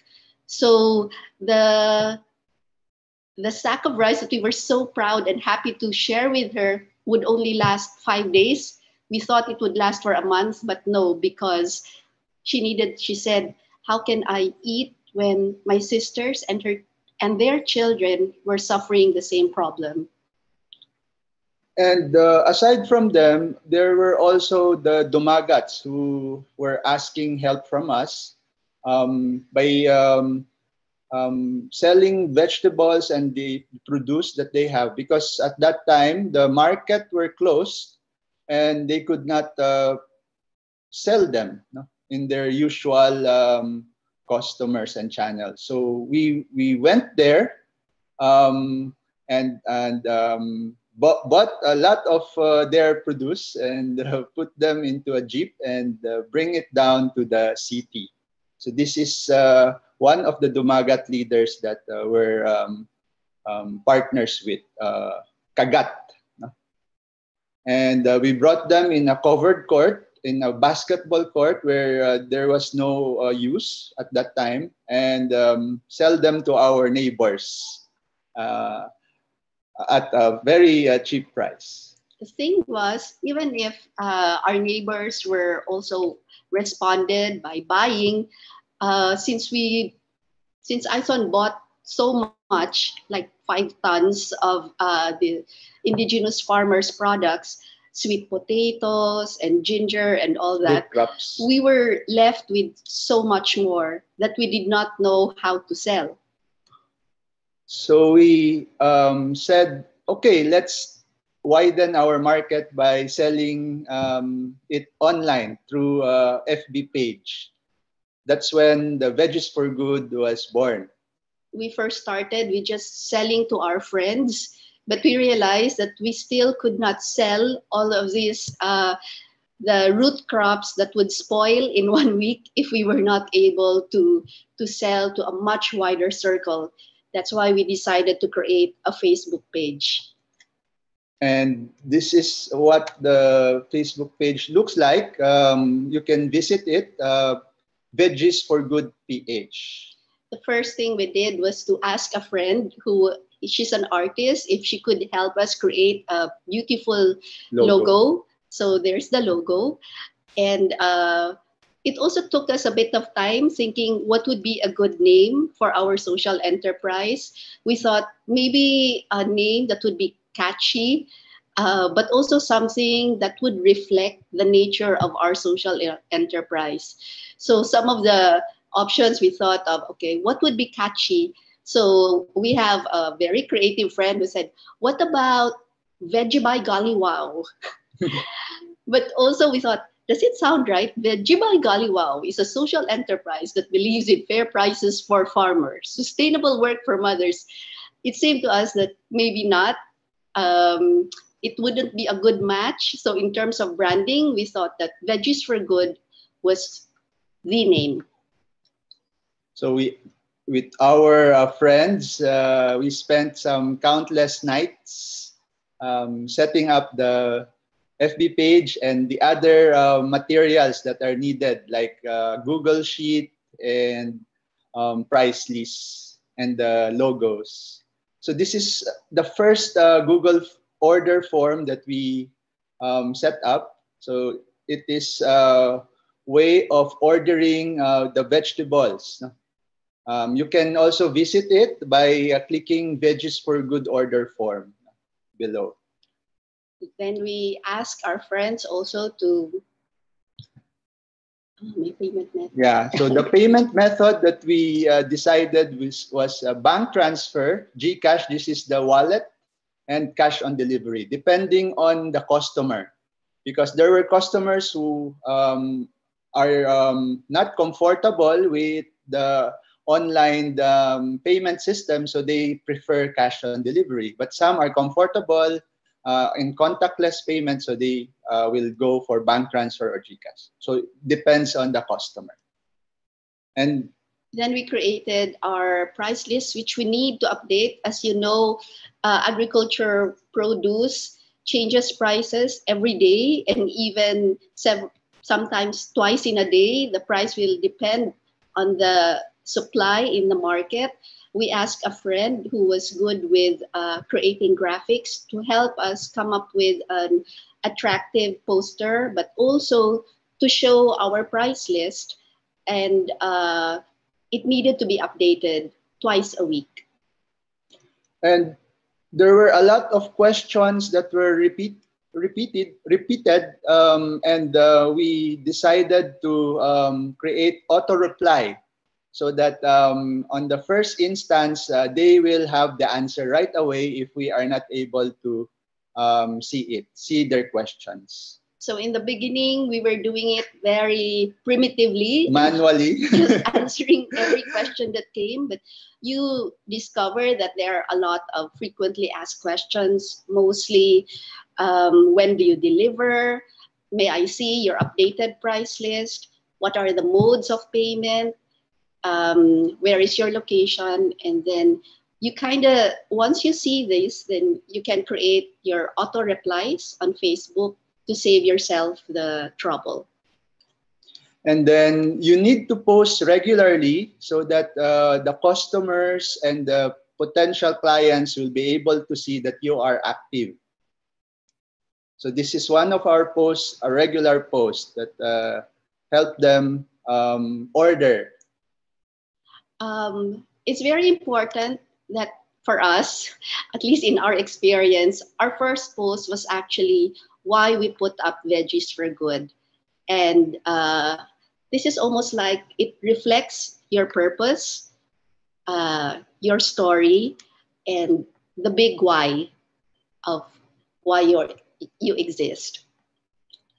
And then we post posted different types of activities of Veggies for Good. No?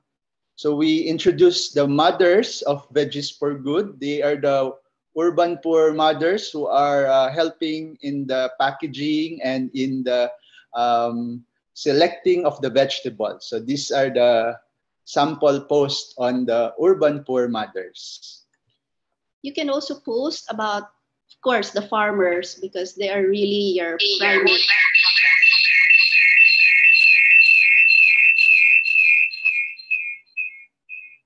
You can also post about the farmers and also about the products. That is important also. So your target customers start to have a relationship with you, or they care about your group. This again are the Dumagat farmers who are supplying the vegetables and fruits. And we also post the community engagements that Veggies for Good is doing. So this is an example of the community pantries that the Veggies for Good is serving.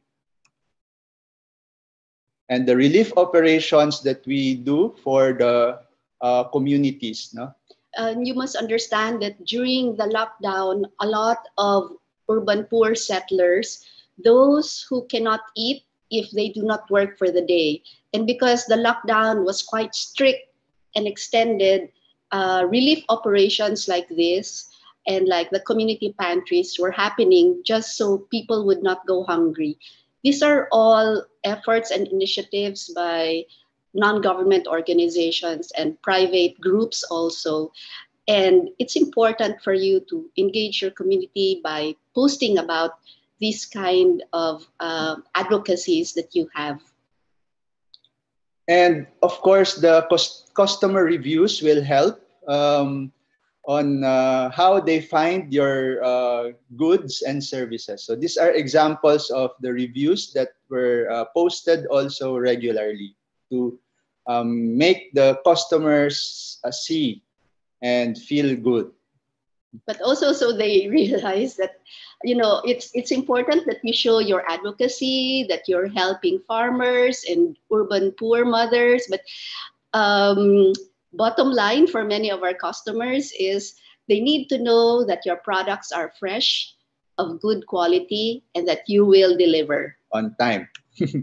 And just post it in everywhere. So this is one of the posts that we make every week, because we have a village market in a condominium, so that your friends, your family, and your network will see it.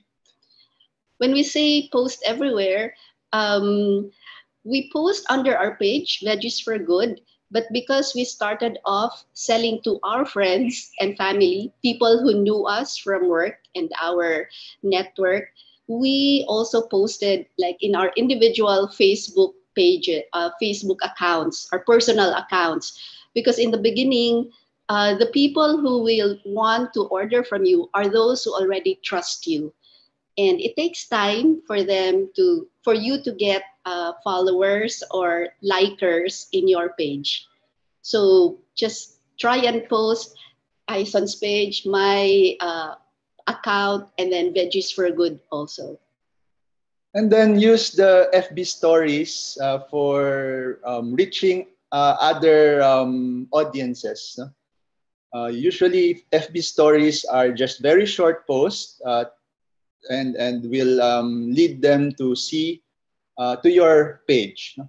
Yes, many times millennials would rather not go to the timelines on Facebook Long and post. just go to stories. So it's good to post also on stories. And then use boosting to reach out to people outside your circles or network. And we use targeted boost where you can choose the profile of the people you want to see.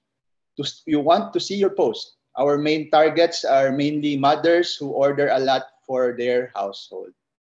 So we have a budget for this, and we select the area and the type of people that we want to see. So there's a button on Facebook that says boost post. We don't recommend that you just click that. We suggest that you go to Business Suite and really target the audience that you would like your boosted post to reach. Usually you do the look-alike audience. That means that you know already your customers and you replicate them to other areas and circles. Okay. And usually you will also see the statistics of your boosted post, and you will know which one works and which one doesn't work. So if you know which one works, then use that model to make your next post. So for example, this one, it is a post on farmers where we get the vegetables. So it reached 1,925 for 200 pesos only. And this is a good post for us because it created 313 engagement and 26 clicks, which are potential customers already. It's also good to think about what promotions you can offer your customers and then post this on Facebook. So for example, for Veggies for Good, it was, we found most of the online shops that sell vegetables or meat or other products will give free delivery if you order something like at least 2,000 pesos. For the bigger shops, they will ask for a minimum 3,000 pesos of order before you get a free delivery. For us, we lowered it because we listened to customer feedback who said that it's very hard for them, even if they're a middle-class family, to order 2,000 pesos worth of goods for the week. So we lowered it, and we actually experienced an increase in orders because of this free delivery for a lower ceiling. And then outside the FB, you have to work on this: networking, packaging, and labeling. So for our networking, we work with different logistics partners like 7-Eleven and Tanging Yaman to transport the vegetables from the farm to the city on crates so that it will be fresh when it arrives here. Packaging, so we work with different artists and creative people to help us package like this fruit basket for Christmas, and with a little label there that is a cute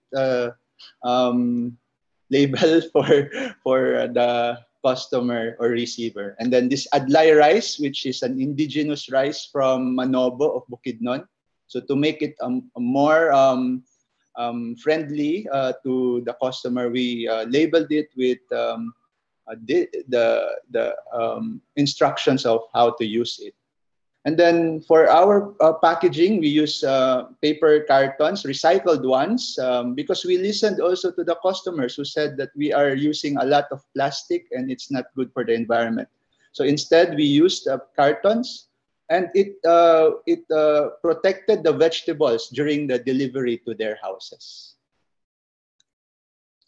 Then it helps also to, so we use recycled boxes because it's quite expensive if you buy new ones. But we tried to compensate by coming up, for example, with thank you letters to have a personal touch.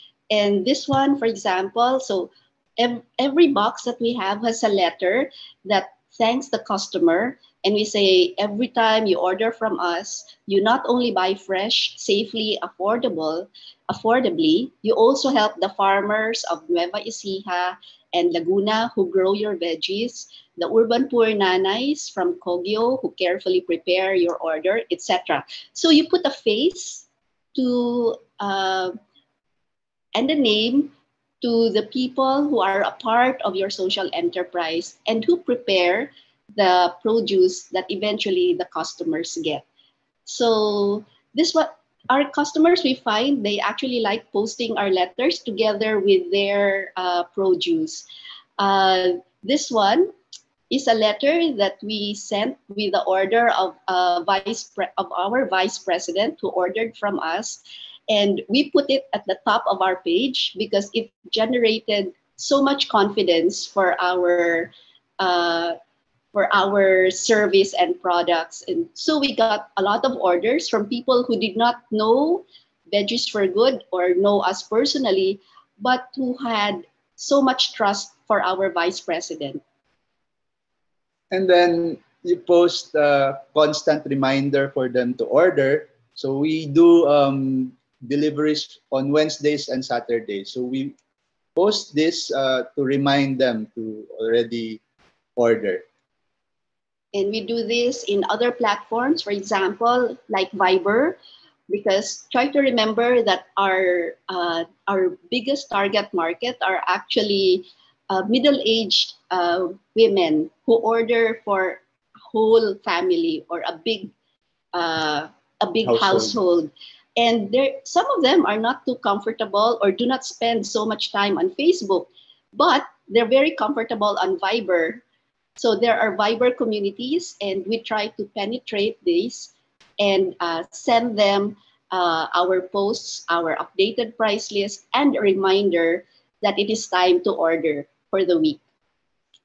And then we develop a web app. So this is how it looks. So you can visit it at www.veggiesforgood.com.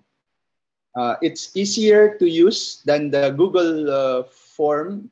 And it is not dependent on Google or Facebook anymore. So this is what it looks like. It has a gallery of pictures and easier to do your order. And it also stores your previous order so that ordering again is easy. Then, of course, you can try and vlog because I remember the first speaker suggesting that Facebook Live is quite popular. Facebook Stories is also popular. And people also like, vlogs because there is video, it's authentic, it's raw. So this particular video, for example, has a priest talking very simply about the farmers in a community. Hi, good morning. Managing you again ng Vincent Labs at St. Vincent Community Pantry. Bumalik tayo ngayon sa Nueva Ecija, sa bayan ng Llanera, upang kumuha ulit ng mga gulay direct from our farmers. But this time, kasama ko sila Dipsy Caronillo and Attorney Aison ng Veggies for Good. So this is a priest who organized some farmers in this community. He brought us there and he introduced us to the farmers in this area. So it was quite a short vlog, maybe 3 minutes, but it generated a lot of views because he's quite a popular priest who has been helping farmers. So we encourage you to do that also.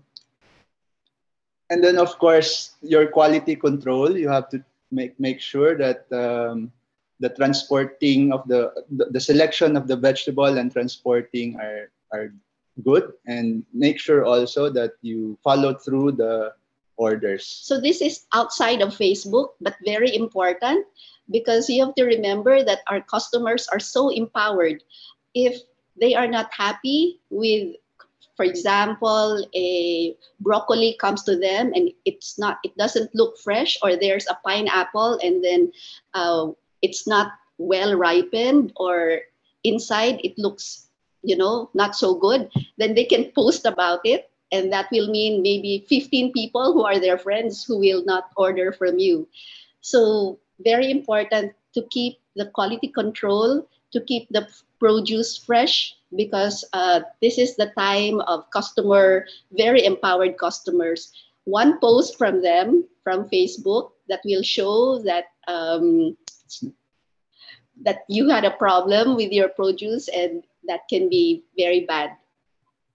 And we also have those. So what we do is to respond positively to them and make sure that it will be corrected. So like this one, the pineapple that reached the customer was not good. So we offer to refund or replace it next time. So this is our recommendation for the group. So when there is a call for help, take a leap of faith, because it's an opportunity also for it to be an income and a sustainable livelihood for the farmer. Of course, we did not know that there would be income, because in the beginning, as I said, I'm a filmmaker and he's a lawyer, and we both have our jobs, and we never really experienced selling anything before. But because we saw that there was a call for help, then we just took a leap of faith. And you realize that you actually have more resources than you think. So you just share as much as you can, whatever talents and time and treasure you have. And for things that you're not able to do, like we asked our millennial friends, they were actually our prayer group friends, to help us set up the Facebook page, create the logo, come up with a Google order form, posters. Yeah, even the posters and things like even the web app. People, people are willing to help if they know that it's for a good cause. And so in the beginning, when we were not profitable yet, we did ask for help. And think long-term and sustainability. So that means that you really make sure quality control is in place, and also make sure that your price is within the market, because there are times that prices are changing, and you have to update so that you will not price yourself out of the market. But more importantly, we wanted to show here how important quality control is, that the produce is fresh and you are consistently able to provide fruits and vegetables that are fresh. And this is what we mean. We need to exercise tough love, because sometimes, especially with indigenous farmers, sometimes it's hard for them to maintain a certain quality, but we need to exercise tough love and say, no, we need to always make our produce fresh, and we cannot provide produce that is problematic. And that way you can be sustainable. And it also helps them in improving. Okay? Innovate and improve. We started with little variety of vegetables, but we listened to the customers, and they wanted a complete variety, so that they can no longer go to one store and look for the other ingredient. So that's why we were able to offer also fruits and other vegetables, and eventually help other farmers in supplying them. We also recommend that you just keep learning. We are always learning every week. We are changing, we are innovating, trying to improve always. Marketing is our weakest link. Yes, because that's not our background. But we ask for help from friends. Also, we learn. We attend webinars. We even go to Facebook. There are mini workshops in Facebook, and we can share some links of how to market through Facebook. It's also a good idea to look at your competitors, especially those that are already well established. Look at their Facebook page and see what works, what you can learn from them, and what you can improve based on what works with their group. And then when there are problems and the situation gets tough, just go back to your why. Our why here is really to provide sustainable income for our urban poor families and for the farmers. So that's what keeps us moving forward, even if now the market is is opening up, so it's harder to sell already online. Thank you. And thank you. So from Veggies for Good, thank you very much. Excellent. Excellent. Thank you. Thank you. Thank you, both of you. No, the very excellent presentation, Garcia and Carolina. Really, whenever you presented all of the information, this very organized and very informative things so far we have seen.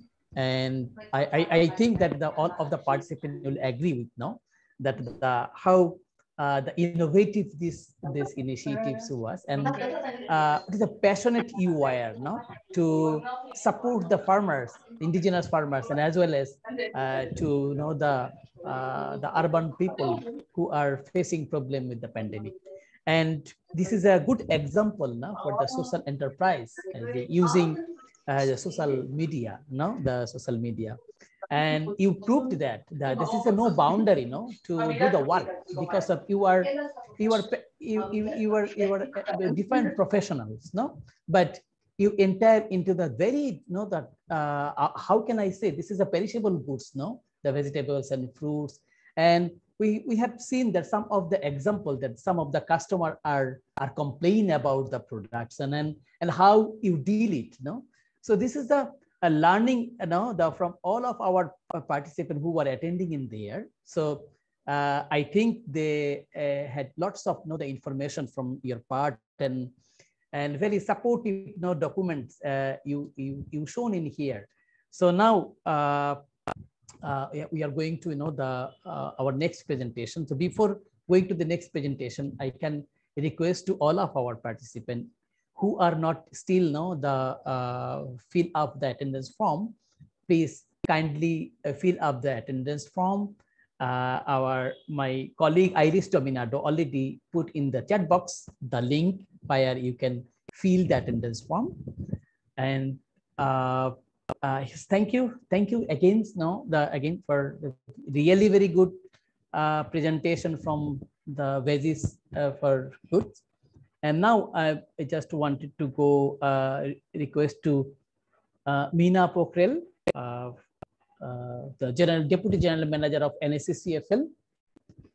She has over 20 years of experience in progressive, the project planning and management of implementation of the monitoring and evaluation. Likewise, she has experience on cooperative performance and the institutional development, environmental agriculture and value chain, gender and social inclusion, and conflict, the strong interpersonal and analytical skill. And she has presented various the research and country papers in the national and international platform related to the agriculture cooperatives. So she holds a master's degree, botany, from Tribhuvan University, Nepal, and another degree in environmental science and technology from the Netherlands, and postgraduate diploma in sustainable ecosystem management from USA. So I would like to request Meena ji for giving your, your presentation, the experience of your country, Nepal, regarding the farmers online or Facebook market. Thank you. Meena ji, full floor is yours. Thank you. Thank you. Thank you, Ami.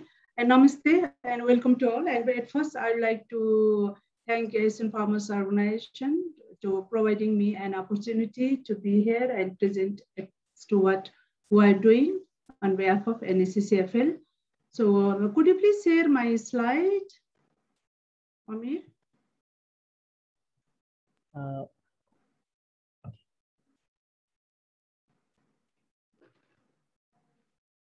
Okay, thank you. This is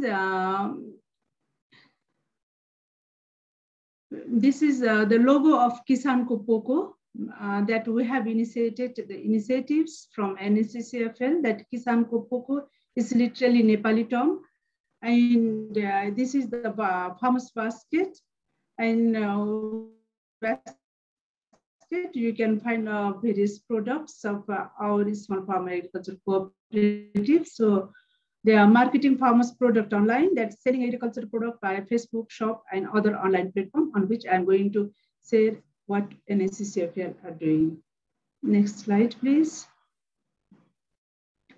This is the presentation outline that before my presentation, I will go on the introduction of the NSCCFL. You need to understand what Nepal Agriculture Cooperative Central Federation, that NSCCFL is, an establishment of KKP, that is Kisan Ko Poko, what is the farmers basket, and how we have started it. KKP introduction, KKP market approaches, what are the methodology and approaches we are adopting to sell our product, key learning and challenge from market perspective, from farmers perspective, for consumer perspectives, and recommendation for the same. Next slide, please. Okay, let me introduce briefly on Nepal Agriculture Cooperative Central Federation. This is the federation of the, this is an umbrella organization of the small farm agriculture cooperatives and similar type of other cooperatives. Until now, we have 1,092 cooperatives. Agriculture cooperatives are associated within the umbrella of the NSCCFL. A large farmer-based organization is split in 75 districts. We have 77 districts out of 77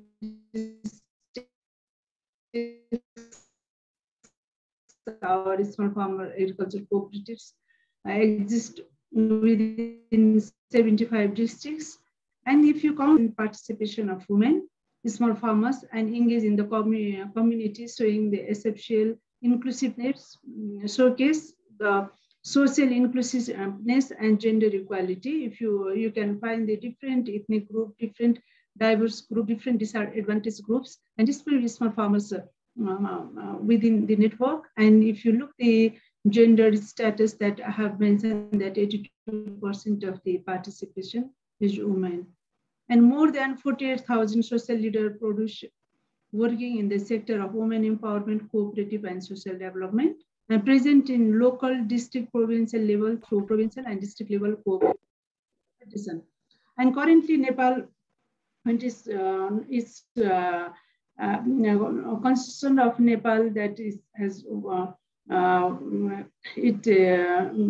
declared the district, provincial, and different geographic area, that we have now provincial level government, we have now district level government, and local. So based to in line with the government's geopolitical structure, and that we have developed similar type of the structure. So we have primary cooperatives, district cooperative, provincial level federation, and at center NSCCFL is. So we have four objective. One is network expansion. Another is policy. Under the heading of network expansion, we do replicate same and similar type of cooperative nearby existing one. Policy advocacy and lobby. Under the heading of policy law advocacy and lobby, we do lobby and advocacy with the government organization and with the donor organization and with partner organization for the betterment of the farmers. And since the establishment of the federation, we are continuing lobbying with the government to provide the land to sell our agricultural products. That farmers are facing the problem to sell their products. So since the establishment of this federation,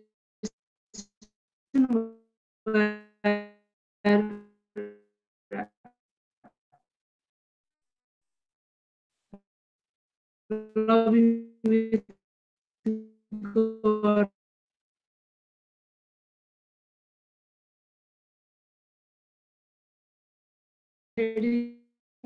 we have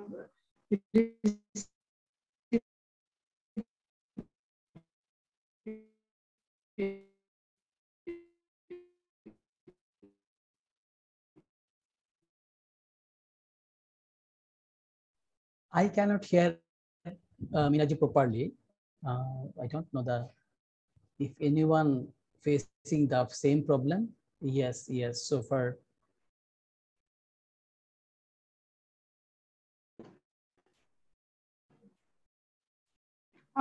Sorry that my internet. Okay, Minaji, please. Internet You have only for 3-minute time, Minaji. If you do short, no? Yeah. Okay, Luther. Then we do provide different type of training under the heading of capacity development also. So next slide. This is the establishment of the cooperative before KKP, that it Kisan Kupoko Farmers Basket. We did a baseline survey within 15 cooperatives and consumer survey from consumer perspectives and market and departmental and market surveys. They are ready to sell our product or not, and then selection of SFCL to establishment of this agri product and market analysis, and that we develop the contract and profile, and then we establish from baseline survey we receive our findings were very positive. If you look the baseline survey, that our farmers are ready to give their product to NSCCFL, and at the same time consumer was ready to buy our products. Then we established this KKP shop. This is the picture of KKP shop. Next slide.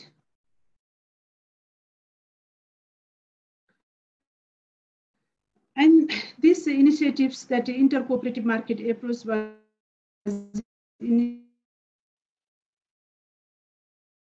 initiated in 2016 with cooperative marketing approach also. Either they sell their product to us or provincial level cooperative, and district cooperative has also this type of outlet. And pre-COVID, 3 outlets established currently that we, during the COVID, we receive all demand from and then no one want to visit our outlet. Then we have closed 2 outlets, and now we have 1 outlet, and we are selling our product from this outlet.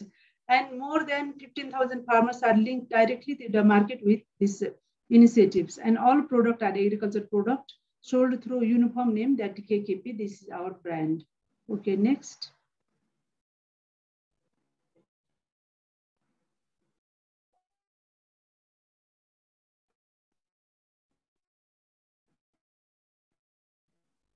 That inter-cooperative market agriculture products sold between small farmer cooperative. We have a very small farmer cooperative. They have started to keep their mill, like they have rice mill, they have tea processing mill, they have oil mill, and from one cooperative they start to sell this to another cooperatives. You can see this in our social media that I have mentioned their website also. And we have physical outlet 1 that is within the NSCCFL premises, and website for online order also. Next slide. And the process that is from farm to KKP. First, we did market analysis for agro product, then demand collection through different approaches as to which supermarket and how much, and which office need how much. Then collection of agro product from SFCL, grading and packaging in KKP that's sold to consumer. We collect all the agriculture product, and that we processing, grading and packaging here, and we sold this to our consumer. Next slide. And this is the impact of Facebook shop to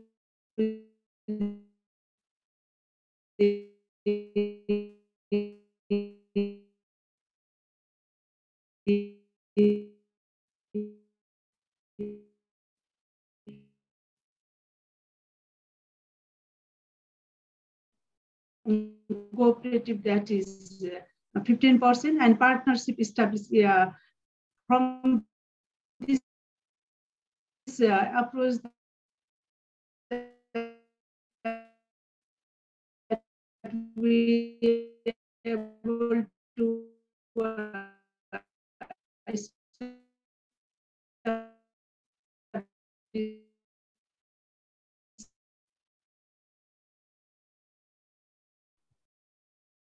Minaji, can you off your video so that we can know you can use the brand right now because of the internet is not so good.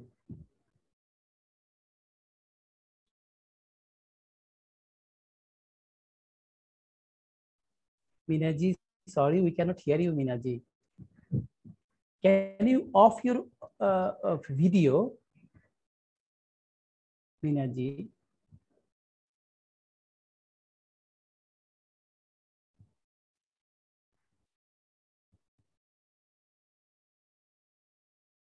Yes, Kajal, can you off the video so that you can use the whole brand for the presentation? Okay. Yes, yes. And then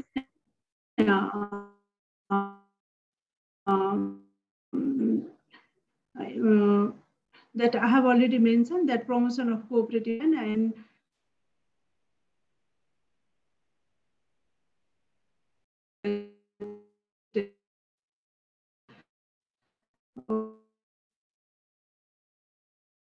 the quality of feedback, and usually go through this work and accommodate this. Next slide. Next slide, please.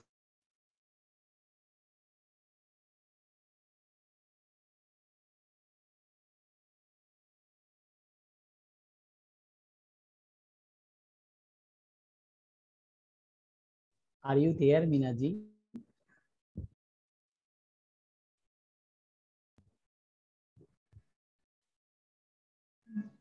Yes, internet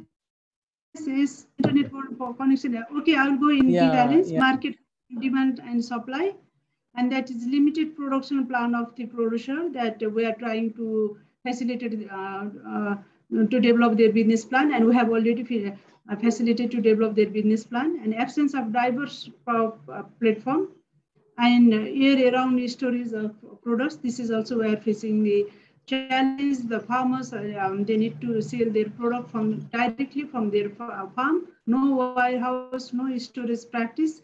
Lack of uniformity in the quality and standard of products from the different farmers. If we go to one farmers, we receive one type of quality. If we go to other farmers, other type of quality. This is what we are facing, and post-harvest loss. Okay, could you please go to another slide? And recommendation that buy-back agreement should be made. Production plan of the producer, this is the must. On marketing and product, and establishment of the market information system so that it will help the consumer and farmers both. Use of software for transport finance. And one brand for all products. This is our recommendation for this from our experience. Okay, could you please go? I think it's finished. Thank you, and sorry for internet disturbs and all these things. Again, thank you. Thank you, Minaji. Yeah, I think that if we are not so far frequently heard you, but your slide already know that we enjoy it a lot. So many of the information, like see that near about 15,000 of the farmers are linked with this market, and they have 3 outlets. Not only the online, there is the offline also. They have outlets in the Kishan Kopo. So, and they have a Twitter, Instagram, and Facebook account to inform all of the customers. And really the Minaji mentioned all of from the beginning to the recommendation. There is a very nice information to wherever we need to know right now we are waiting for the new development for the Facebook marketing page. We can get some of the experience from the part of this. So now it's time to the question and answer. So who are right now is joining with us, please, for your information, this is a marketing farmers product you are watching the marketing farmers products online, or you can say selling agricultural products through Facebook shop. This webinar is organized by the Consortium of Asian Farmers Association for Sustainable Development and also the Lavia Cappuccina with the support of APFP and ARISE project, which is funded by Agricultural Development, International Fund for Agricultural Development, IFAD. And you are watching this the webinar in the live Facebook live stream with the Asia Pacific Farmer Forum Facebook page. So now we are in the open forum. So I would like to request Leo Mendoza, for the Business Development Officer of Asian Farmers Association, please anchoring the open forum session, also about the experience from the private sector and also the Minaji from the Nepal. Thank you, Leo. Floor is yours. Thank you, Amir. As Amir said, I'm Leo from APA, and I will be moderating this segment for the two presenters earlier. First of all, I would like to thank Ditsi and Ison from Veggies for Good, and Mina and Nina of NICCFL for presenting actually what I see as almost two sides of a coin. One from a perspective of a farmers organization who have a ready base of producers at their beck and call, but and also from the point of view or from the experience of an entrepreneur, or more specifically from a social entrepreneur, which is Veggies for Good. We can now start the question and answer portion. For those who would like to ask questions to the two presenters, you can raise your hand, use the raise your hand button for Zoom, or you can type your questions in the chat box. Okay, so that I can read. I would also like to thank again for the ton of tips that you have. Actually, I prepared a lot of starter questions for this, but most of the starter questions were already answered in your presentation.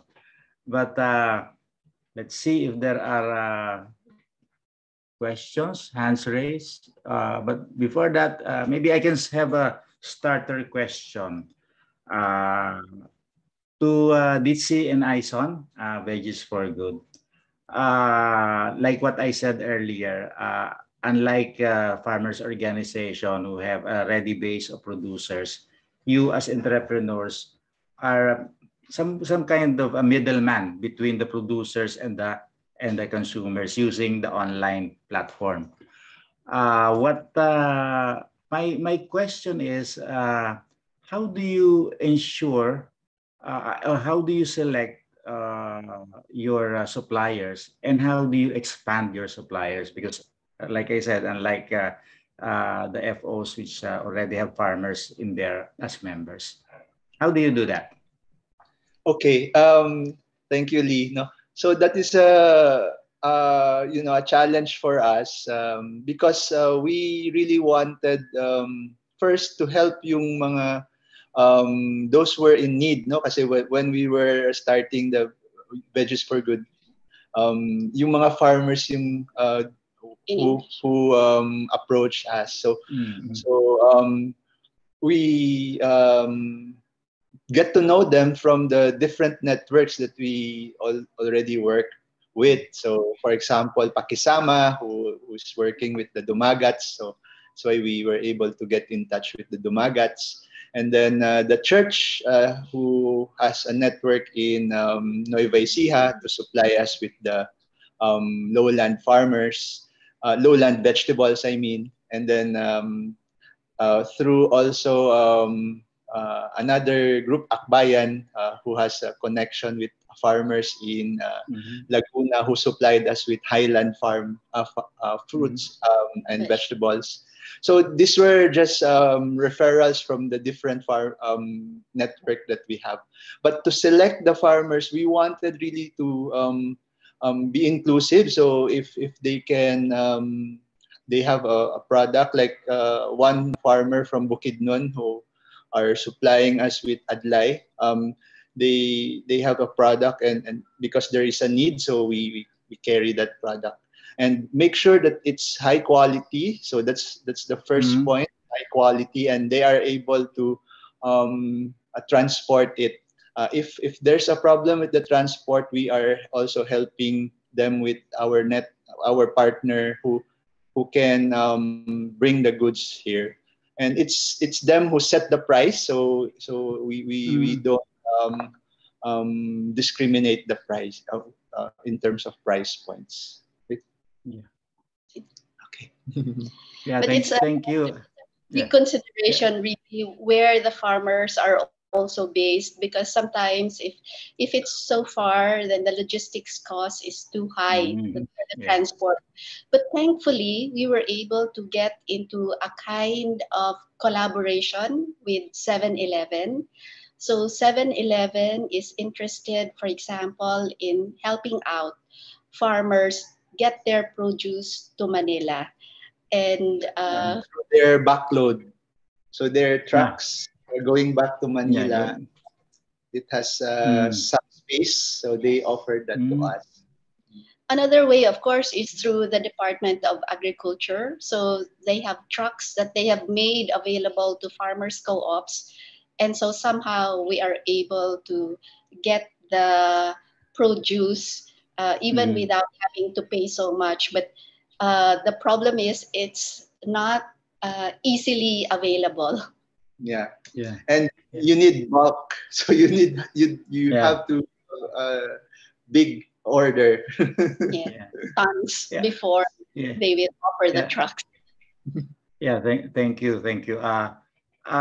Since you said that you are open to you want to be inclusive, and you're open maybe to a lot of suppliers that can be able to sell their products using your platform. Do you have some kind of requirements for them? For example, do you ensure that do you have something to ensure that they can really supply the products at the required volume and at the required quality? First, we check their group if it is able to really there's really a farm, no, and they have product. So that's the first one, and then we rely on the referral from the network. No? So do you know this group? And then we usually test them first and check out their produce, and we give feedback if there are problems with the quality. So it's trial and error scheme. Yeah. So you don't have a standard, a real standard or something that you have to visit the farm first and show proof that they have volumes and quality, but just trying them out first and then seeing if they can deliver the volume and the quality. Okay, thank you. Volume is actually not so much our problem at the moment because we don't have such a big market yet. Our bigger problem is always quality and price. So if the quality of the products will be something that, for example, you as a customer will be happy with, then we're good with that. And then, of course, the price point, very important also. Thank you. There is a question here from C. Rice from Ren Gamaya in the chat box. I would like to read it. Since this can also be answered by Mina if she wants to, maybe you can pose it to her. Since agricultural goods are very perishable, how do you deal with storage or making sure that the goods are are fresh or in good condition. And also another question is, how about capital? Do we have to ready a big to be ready with a big capital?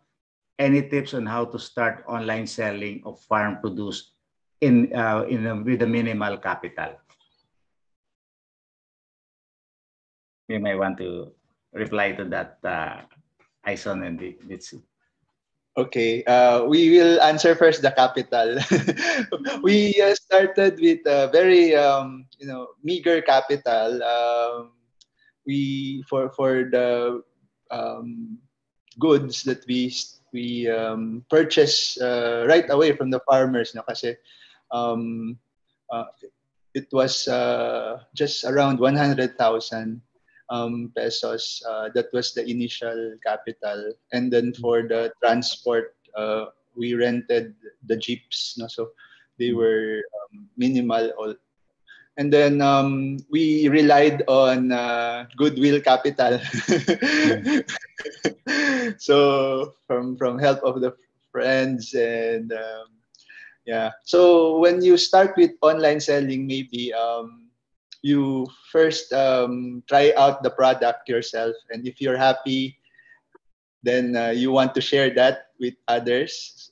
So you can sell it at online, and then invite your friends and your families to also patronize it, and then the rest will just follow by word of mouth. That was actually this is the advantage of online selling, because we were able to get orders first before before we have to deliver. Then what's important is to know that you can get the vegetables and the fruits, and then people now actually, because people know us, they will even prepay. So if they pay prior to you delivering, then you don't need too much capital. In fact, in the beginning, we were just sourcing our fruits and vegetables from a supplier that was willing to give us 1 week credit. And because the turnover is fast, the moment you deliver, people pay. You can actually pay your supplier at the end of the day. It just so happened that we needed the 100,000 in the beginning because our very first sellers were the dumagat, so indigenous farmers who needed to be paid right away, even before we had people ordering. But it is very possible, and the internet is full of tips on how you can actually sell produce even if you don't have so much capital, especially for farmers, because you grow the goods, and so to sell them, what's important is that you are just seen in the Facebook universe, and that you actually know that you can deliver. Otherwise, people will not order again. Yeah, trust. Yeah. Trust, very important. Yeah. Yeah, about the first question, how do you deal with storing the products to ensure the quality to the consumers? Yeah, we also use the ice box with ice for storage of leafy vegetables.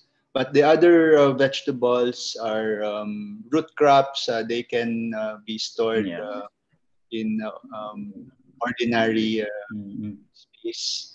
And thankfully, because of the system of pre-orders, we have lessened the need for storing, because it is parang by demand. Yeah. So we try to source our fruits and vegetables the night before, or even the dawn before we actually deliver the goods. So they're quite fresh. Yeah. Thank you. There is Mina, do you have a question? Mina Pokrel from NACCFL. No, yeah, I just want to make clear that majority of our product is non-perishable.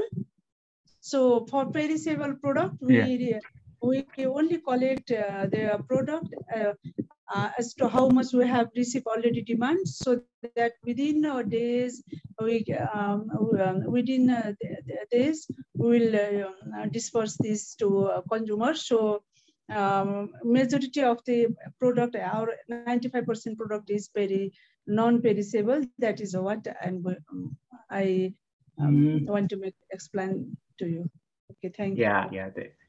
Thank you. And Mina, also my first question, do you have some requirements for your suppliers? For example, you have a member, cooperative members who would like to supply goods in your Kisan Kumpoko KKP. Yes. Do you have requirements for them, such as maybe production volume requirements and quality requirements? Quality also. We do give priority for the organic farming or IPM based farming. Second, and third, that it's quite volume also. Okay, if you talk on the turmeric, that we go to the cooperative, where the majority of the farmers are the turmeric. So on the basis of that, we select our SFCL, because otherwise the transportation cost will be very high, and our product, if we add the transportation cost to our product cost, it is very difficult to compete with the market. Thank you, Mina. Yeah. Okay, thank you. Yeah, I mean, from your Mina's presentation and NACCFL, I think what you are targeting are institutional buyers, maybe like markets, groceries, and those companies that require the products. How do you promote to them the KKP products? That initially we have started from the very few SFCL and with only one product, one outlet, and that now we have our own strategy to sell this, that every day is either in government office or bank or the partner with whom we are working, or the donor from where we are receiving the financial support. Our mobile pickup van will go to each of these office, and they collect the demand from that office and deliver these products to that. And once the farmers started to receive their price of the agricultural product themselves, they sell other cooperative. Okay, why you are not selling this to NSCCFL, something like this. So day by day and small by small, slow by slow, that majority of members they know. Okay, thank you, Mina. Are there any other from the participants? Are there any questions? Maybe we can still have 2 questions, entertain 2 questions. And I would like to again to have another question to Ison and Ditsi. You mentioned boosting, because this is internet internet platform. How do you have some tips on how when do you need boosting? For example, do all marketing services using the internet need boosting services, or maybe they can there is a point that they still would not need it, and then they will be graduating to needing it afterwards, something like that. Okay. So boosting is a method of promoting your material in Facebook. No, so the problem with Facebook is that it only if you post something, it will just be seen by your friends. So if you want to get out from that circle, you need some kind of boosting. So if you want to increase your audience or your client base, then you need to invest on boosting. So that's why if you have promo that you want not only your friends to see, but the wider public, then you need boosting for that. But you don't just boost generic boosting, because that is a waste of money. You have to target who you will want to invite, or you want to be a client. For us, we made that mistake before, just boost and boost, and we observed that there were a lot of inquiries, but they did not buy. So they were inquiring, where are you located? Do you deliver in Iloilo? Okay, so they were outside our market also. So Facebook has a feature that you can really select, target the place, and then target the persons, like the age group, the what profession, what background. So you can do that, no, and make sure that your target customer is fits that description. So we boost maybe once a month, so to make invite at least more customers outside from our circle. Actually, we're quite new to this also, and we don't understand boosting as much as we should, but we are learning. And so we will actually send you a link to something that it's a very short workshop, and it's quite cheap. I think only 250 pesos, but with very practical tips on how you target the demographic that you want to reach. So someone put out that point earlier, that you must know your target customer. And we have decided, based on our experience of 1.5 years, that our target customer is not necessarily the millennial. Our target customer is what we call in local term the titas, like the titas of Ayala, or the titas of this Blue Ridge, or the titas of these posh subdivisions, who tend to order a lot of vegetables, a lot of their orders can reach as much as 6,000, 8,000 pesos. And we're almost like, oh my God, it's amazing. That's their budget for fresh produce in a week. But we have determined that we need this kind of market. The millennial market, they don't buy so much of this fresh produce because they don't have the time to cook. So they would rather buy like cooked food. So now we also have a cooked food section. But when they buy vegetables, it tends to be very, very little. And then, of course, the poor, instead of buying a lot of vegetables, sometimes they will just buy chicken, or they will buy fish. So now we also have chicken and fish in our. So we do try and meet where the customers are, but we have determined early on that it's good to target customers that order a lot, so that even if you have fewer orders, but the quality and the amount of orders that they bring in is quite substantial. And so there's science and a method to it. When you go to Boost Post, once we learn what it is, we will share with the group, because we're still going to Can you share the link? Are you now able to share? Can you share the link in the chat box if you can, so that we won't the link for that workshop which you mentioned. Yeah. Thank you very much. I think we have run out of time. Thank you very much to you, and also this is really a very engaging exchange that we have, and your presentation is really gave a ton of tips to for online selling. And also, I'd like to thank Mina for that very, although there were some glitches in the audio, but we were able to really get what NACCFL is doing in terms of online marketing. Now, I'd like to turn the floor back to Amir for the next segment of this webinar. Amir? Thank you, Leo. Thank you, Aisan, and thank you, Dixie and Minaji. There is the very good discussion.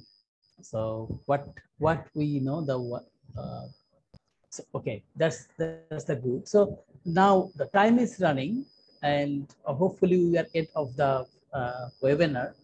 So in this time, may I request to Irish to very shortly the information session on how to set up a Facebook shop. Though we are already discussing lots of the advanced issue, but Irish, our communication and visibility officer of Asian Farmers Association, and I think Irish, you can take the lead and see how to the set up on the Facebook shop very quickly. Okay, yes, good afternoon, everyone. And hopefully, yeah, our FOs in ARISE and APFP are here. And particularly those who do not have a Facebook shop yet or any form of online shop, because our goal is for them to be able to start an online shop. And we saw Facebook as a good platform because it is free. As long as it is available, it is accessible in their country, they can use it. And as mentioned earlier, a lot of Facebook has a wider demographic compared to other platforms like Instagram and TikToks, which are more focused on youth. So, okay, we start now. This is very quick, actually. You can follow if you are using your laptop. By the end of this session, you can have your own shop, Facebook page or Facebook shop. So first, you just go to facebook.com, and you can already see here, there's an option to create a page. Just click that one. And you have the option to choose which, if it's business or community or public figure. So for us, it's business or brand. And if you have a existing Facebook, you just log on to your account.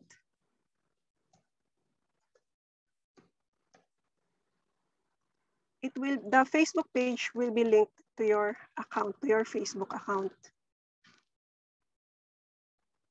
So the first information that you need to add is the page name. So you have to, before you start creating your shop, you have to think of the name of your shop first, and also you have to prepare some things like logo. If you have a logo, if you want to have a separate logo, you can create one, but you can also use your organization or your cooperative's logo for your initial, for your first shop.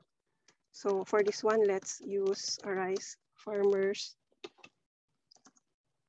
Agri-Products. And I choose the category. So let's say we are a cooperative, agricultural cooperative. And add a short description. So let's say we are selling fresh and processed products of smallholder farmers in Asia Pacific. You can change this later or customize this information later on after you set up your Facebook page or your Facebook shop. Then click Create Page.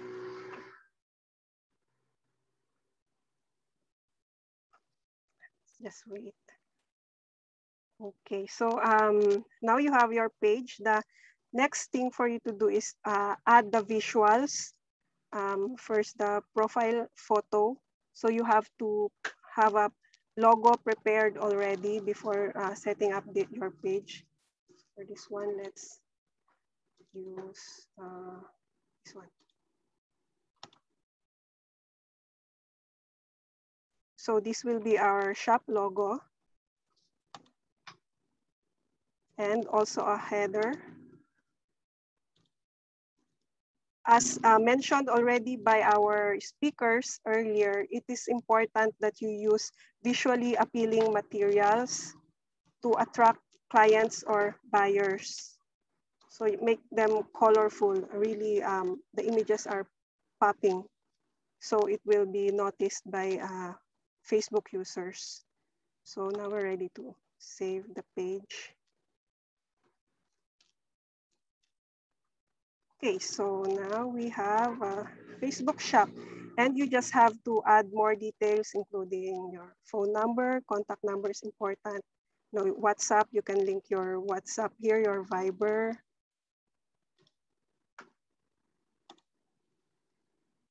And of course, if you're, because our goal is for you to have your basic shop. So just treat it like your regular Facebook. You have to post your photo or a photo of your product, just like you posting your usual photo in your personal account. For example, we have a product here from this one. Let's use the one from Campil. So don't forget to add a description.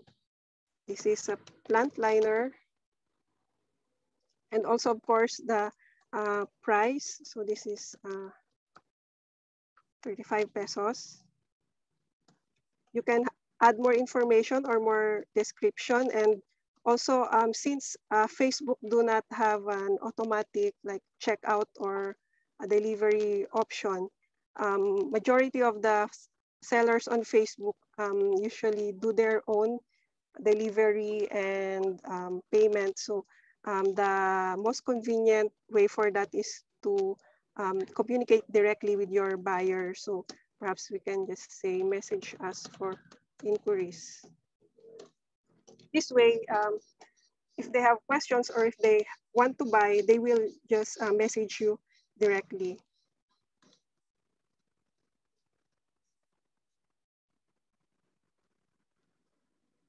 Oh. There. So now you have your first post. And of course, as mentioned also by our speakers, you have to post also not only photos, but variety of materials such as videos. You can do live content, live posting of your products here. And there. Let's try to post videos because one of our speakers earlier also noted that they get more viewers with their video content. So you can also create like quick videos such as this one. This is a coffee product from our partner FOs in Myanmar. It's the brand name is Wild Cafe. It's a very quick video that shows their product. Let's refresh.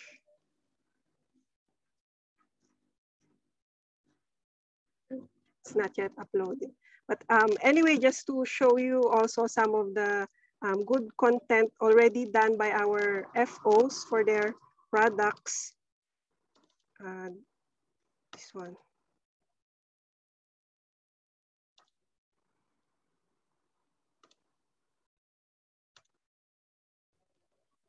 This one is from API. So they have a photo of the product as well as the producers where the product is coming from. And they have a very nice description here and also very informative description and as well as the product price. So you can also opt to post materials such as this. It's already complete. There is a photo and the source and the description as well as the price. So you can also upload a single material like this, a single photo of your product.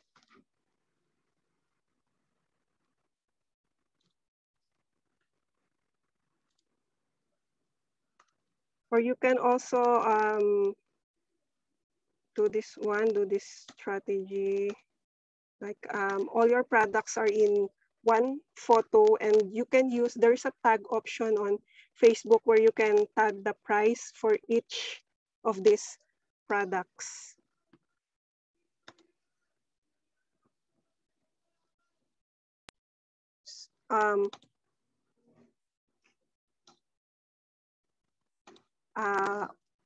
Some of our speakers also mentioned about this one, the commerce or the business suite of the Facebook, but yeah, I no longer included this in my presentation because it is on a more advanced level.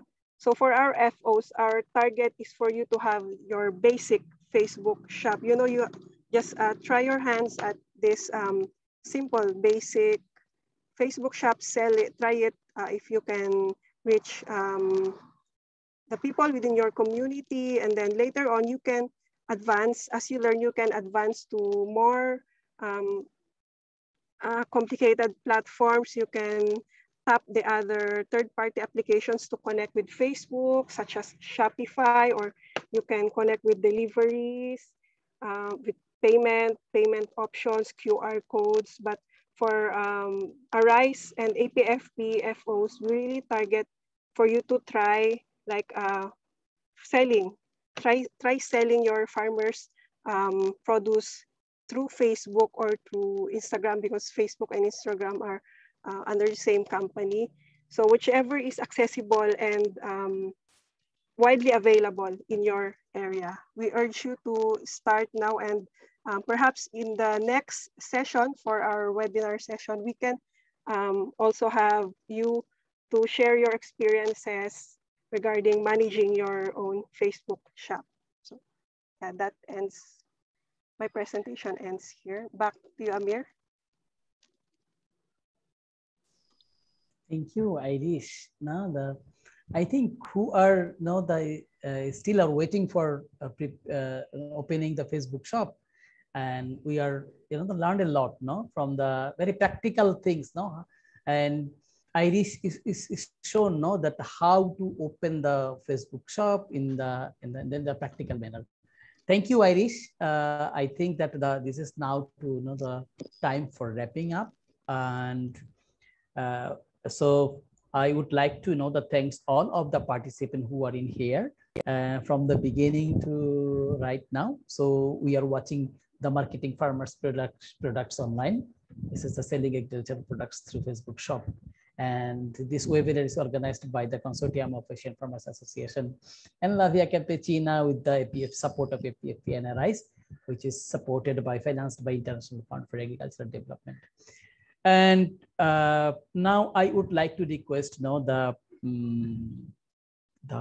Jojo Romeo Abron, the Cooperative Development Manager of Asian Farmers Association, for synthesis and the way forward, and finally closing the session because we are at edge of the timeline for our today's session.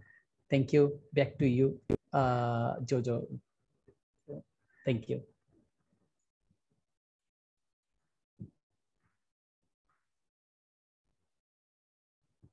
Jojo, we cannot hear you, Jojo.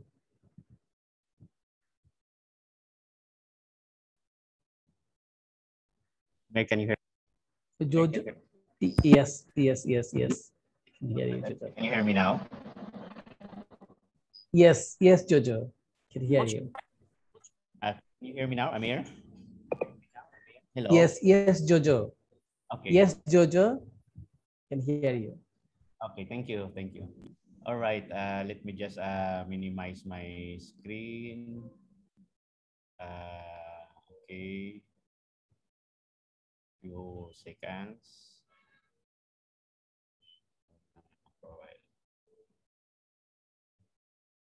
Okay. All right, so thank you very much for this opportunity, and we have now come to the synthesis and ways forward for this webinar on selling agricultural products through Facebook shop. And we have learned a lot from all the presentations, and would try to capture all those presentations, the learnings and the recommendations. So just a quick review of the presenters. We have basically six presenters. First, from Campil Agri-Co-op from Philippines. They established the FB page in 2018, and they have basically 5 products with 452 likes and 482 followers. We have a presenter from Lao, the Women Farmer Basket. They started it in 2017 with 412 followers, with more than 60 types of vegetables. They are marketing to this Women Farmer Basket. We have also a presentation from Mongolia or NAMAP, and they established this online shop in 2021, and it is still the trial run stage, but it's quite moving good so far.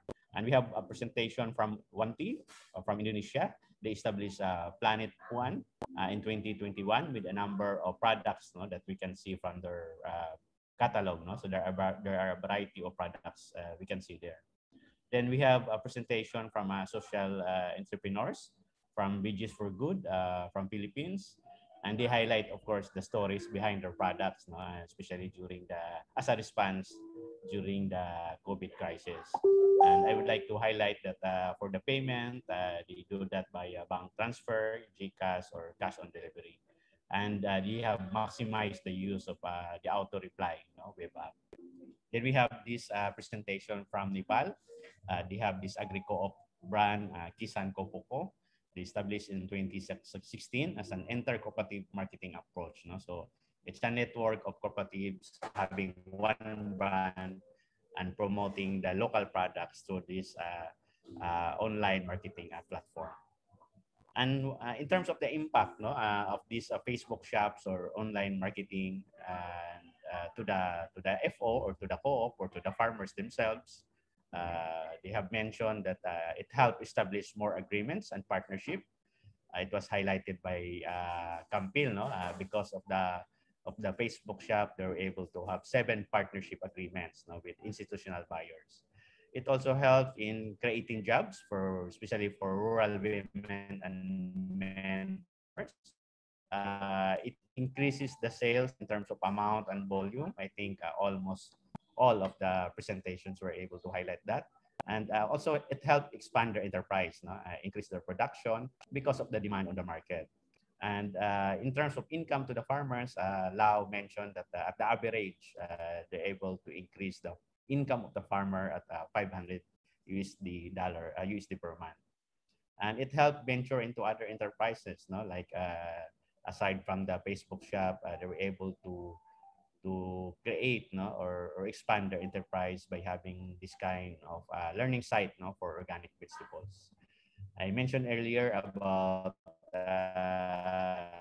having this Facebook shop help in promoting the cooperative brand and the local products. And of course, not only to the farmer themselves, but also to the overall income of the farmers organization and the co-op. So because of the increase in the sales and the volume, it also boiled down to the increase of income, overall income of the FO and the co-op. And the FB shop also helped in developing one agri-co-op brand. I mentioned about the KKP model in Nepal. What are the key learnings and challenges? One mentioned about the importance of value addition processing, and selling online provides higher price than selling at farm gate. We understand that if you sell coconut, particularly the nut or the shells, it would have much lesser price than having convert it into like vinegar, cocoa coir, etc. Delivery is crucial in customer retention, especially the on-time delivery. There's also concerns on the delivery cost, especially during lockdown. And online selling needs more organizing, such as content, the photos, the customer response, the payment methods. So these are major challenges that was put forward during the presentation. presentation. And keeping trust in online marketing is very important, especially how you ensure product quality, as mentioned by the Veggies for Good, and also in delivery on time, no, the purchased products. The shelf life of some products, especially vegetables, are very limited, hence challenges on good packaging is very important. And it's very important as well that we keep, no, while having these marketing channels through the Facebook shop is been able to expand our market, increase our sales. It's also very important to keep our price very competitive with other competitors and other sellers online. And it helped, no, that we have this kind of regular posting to enhance market reach. The big why, no, the reasons for your being, no, the stories behind the products, no, how you organize, how you have this kind of support to the farmers, the smallholder farmers, etc. FB shop is not what this is one of the major challenges, no, the FB shop, while having more wider reach, no, in terms of geographic area, it is not interconnected to delivery options and online payment systems, since you have to use other more platforms such as Grab, Gojek. In terms of payment, you have to do it via GCash or cash on delivery and other payment options. So what are the recommendations? It was highlighted. It's very important to know the market very well, no, their volume, their demand, the specifications, and even locations. No? So these are very important to be able to have an effective delivery systems and even the payment systems. Diversification of product lines. No? It was important that to be able to increase your sales and provide more income opportunity to the farmers, rather than selling, you know, the raw material and mercy supplying to the consolidators. It is very important that you will have this diversified into numerous product lines, and especially when you engage into value addition processing. The use of an effective and quality production and inventory management is very important, including packaging and labeling. Networking with other producers for consolidation, especially when you wanted to meet the demands of the buyers, then it's very important that you're able to partner with other producers to be able to meet the demand of the buyers. And it would help you in terms of having a more market, no? And the use of Facebook Live, video posts, it was highlighted, not just photos, no, but the use of targeted boosters, no. It was mentioned that not just boost, because otherwise it will just entail your cost, but it's very important you have these targeted boosters. That's why it's very important that you know your market, no? And to increase wider audience or partnering with famous pages can be an option. There are famous pages to expand your market. Moving towards e-commerce, no? It was mentioned by NAMAC, no? They're also engaging with third-party fulfillment model, or using or maximizing the popular online payment platforms or local payment platforms. And right now there are a number of cooperatives or FOs who are not only limited into a Facebook shop, no? But it's important that you have this very basic marketing channel as an opportunity, but in terms of expanding, we can maximize, no, the use of the e-commerce platforms that are being there. No? There are a number of them already in the market. Invest in human resources for digital marketing and branding. So it's very important to invest on a person or persons or groups, to especially the youth, no, the young people, to establish your digital marketing and branding. Well, if you don't have the FB page yet, just do it. No? Especially for those who don't have an FB page yet, despite all these limitations and challenges, I think it's very important that you can start already having this kind and maximize this kind of Facebook shops. Not only marketing through Facebook, but also marketing through other channels, no? Like Viber, it was mentioned by Veggies for Good, WhatsApp, blogs, no? Especially the stories behind, no? The big why. They also recommended the use of marketing promos as such as free delivery and other kind of marketing promos. And it was highlighted also by NECFFL from Nepal, the importance of one brand for our product, and also for NAMAC. They use this as agree.coop as a one brand for all their types of products, and be able to promote the cooperative as a major important player in the whole value chain, not just mere supplier of the raw products, but participation in production, processing, and reaching to the market, especially the consumers, the end buyers, the individuals or institutional groups, or whatever kind of market are available in this kind of a specific product. So it is very important to highlight this one, having this kind of one brand and the participation of the farmers in the whole value chain.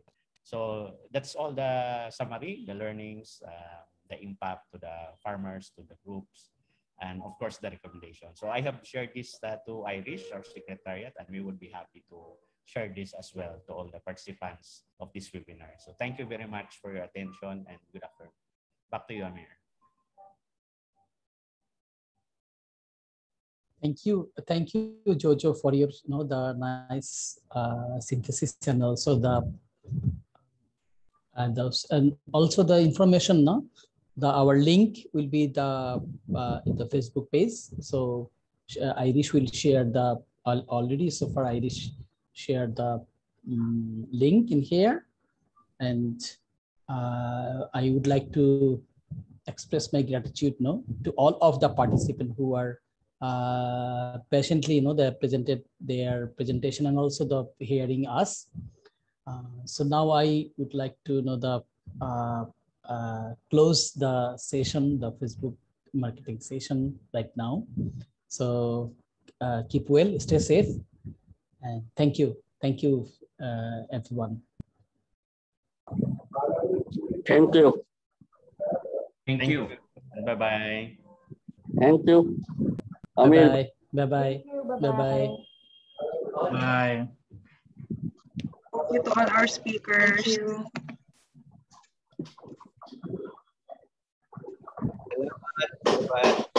Thank you, Amir bhai. Thank you. From Thank you. Thank you. Hi, everyone. Shubirda, right? Yes. Yes. Yes. Yes.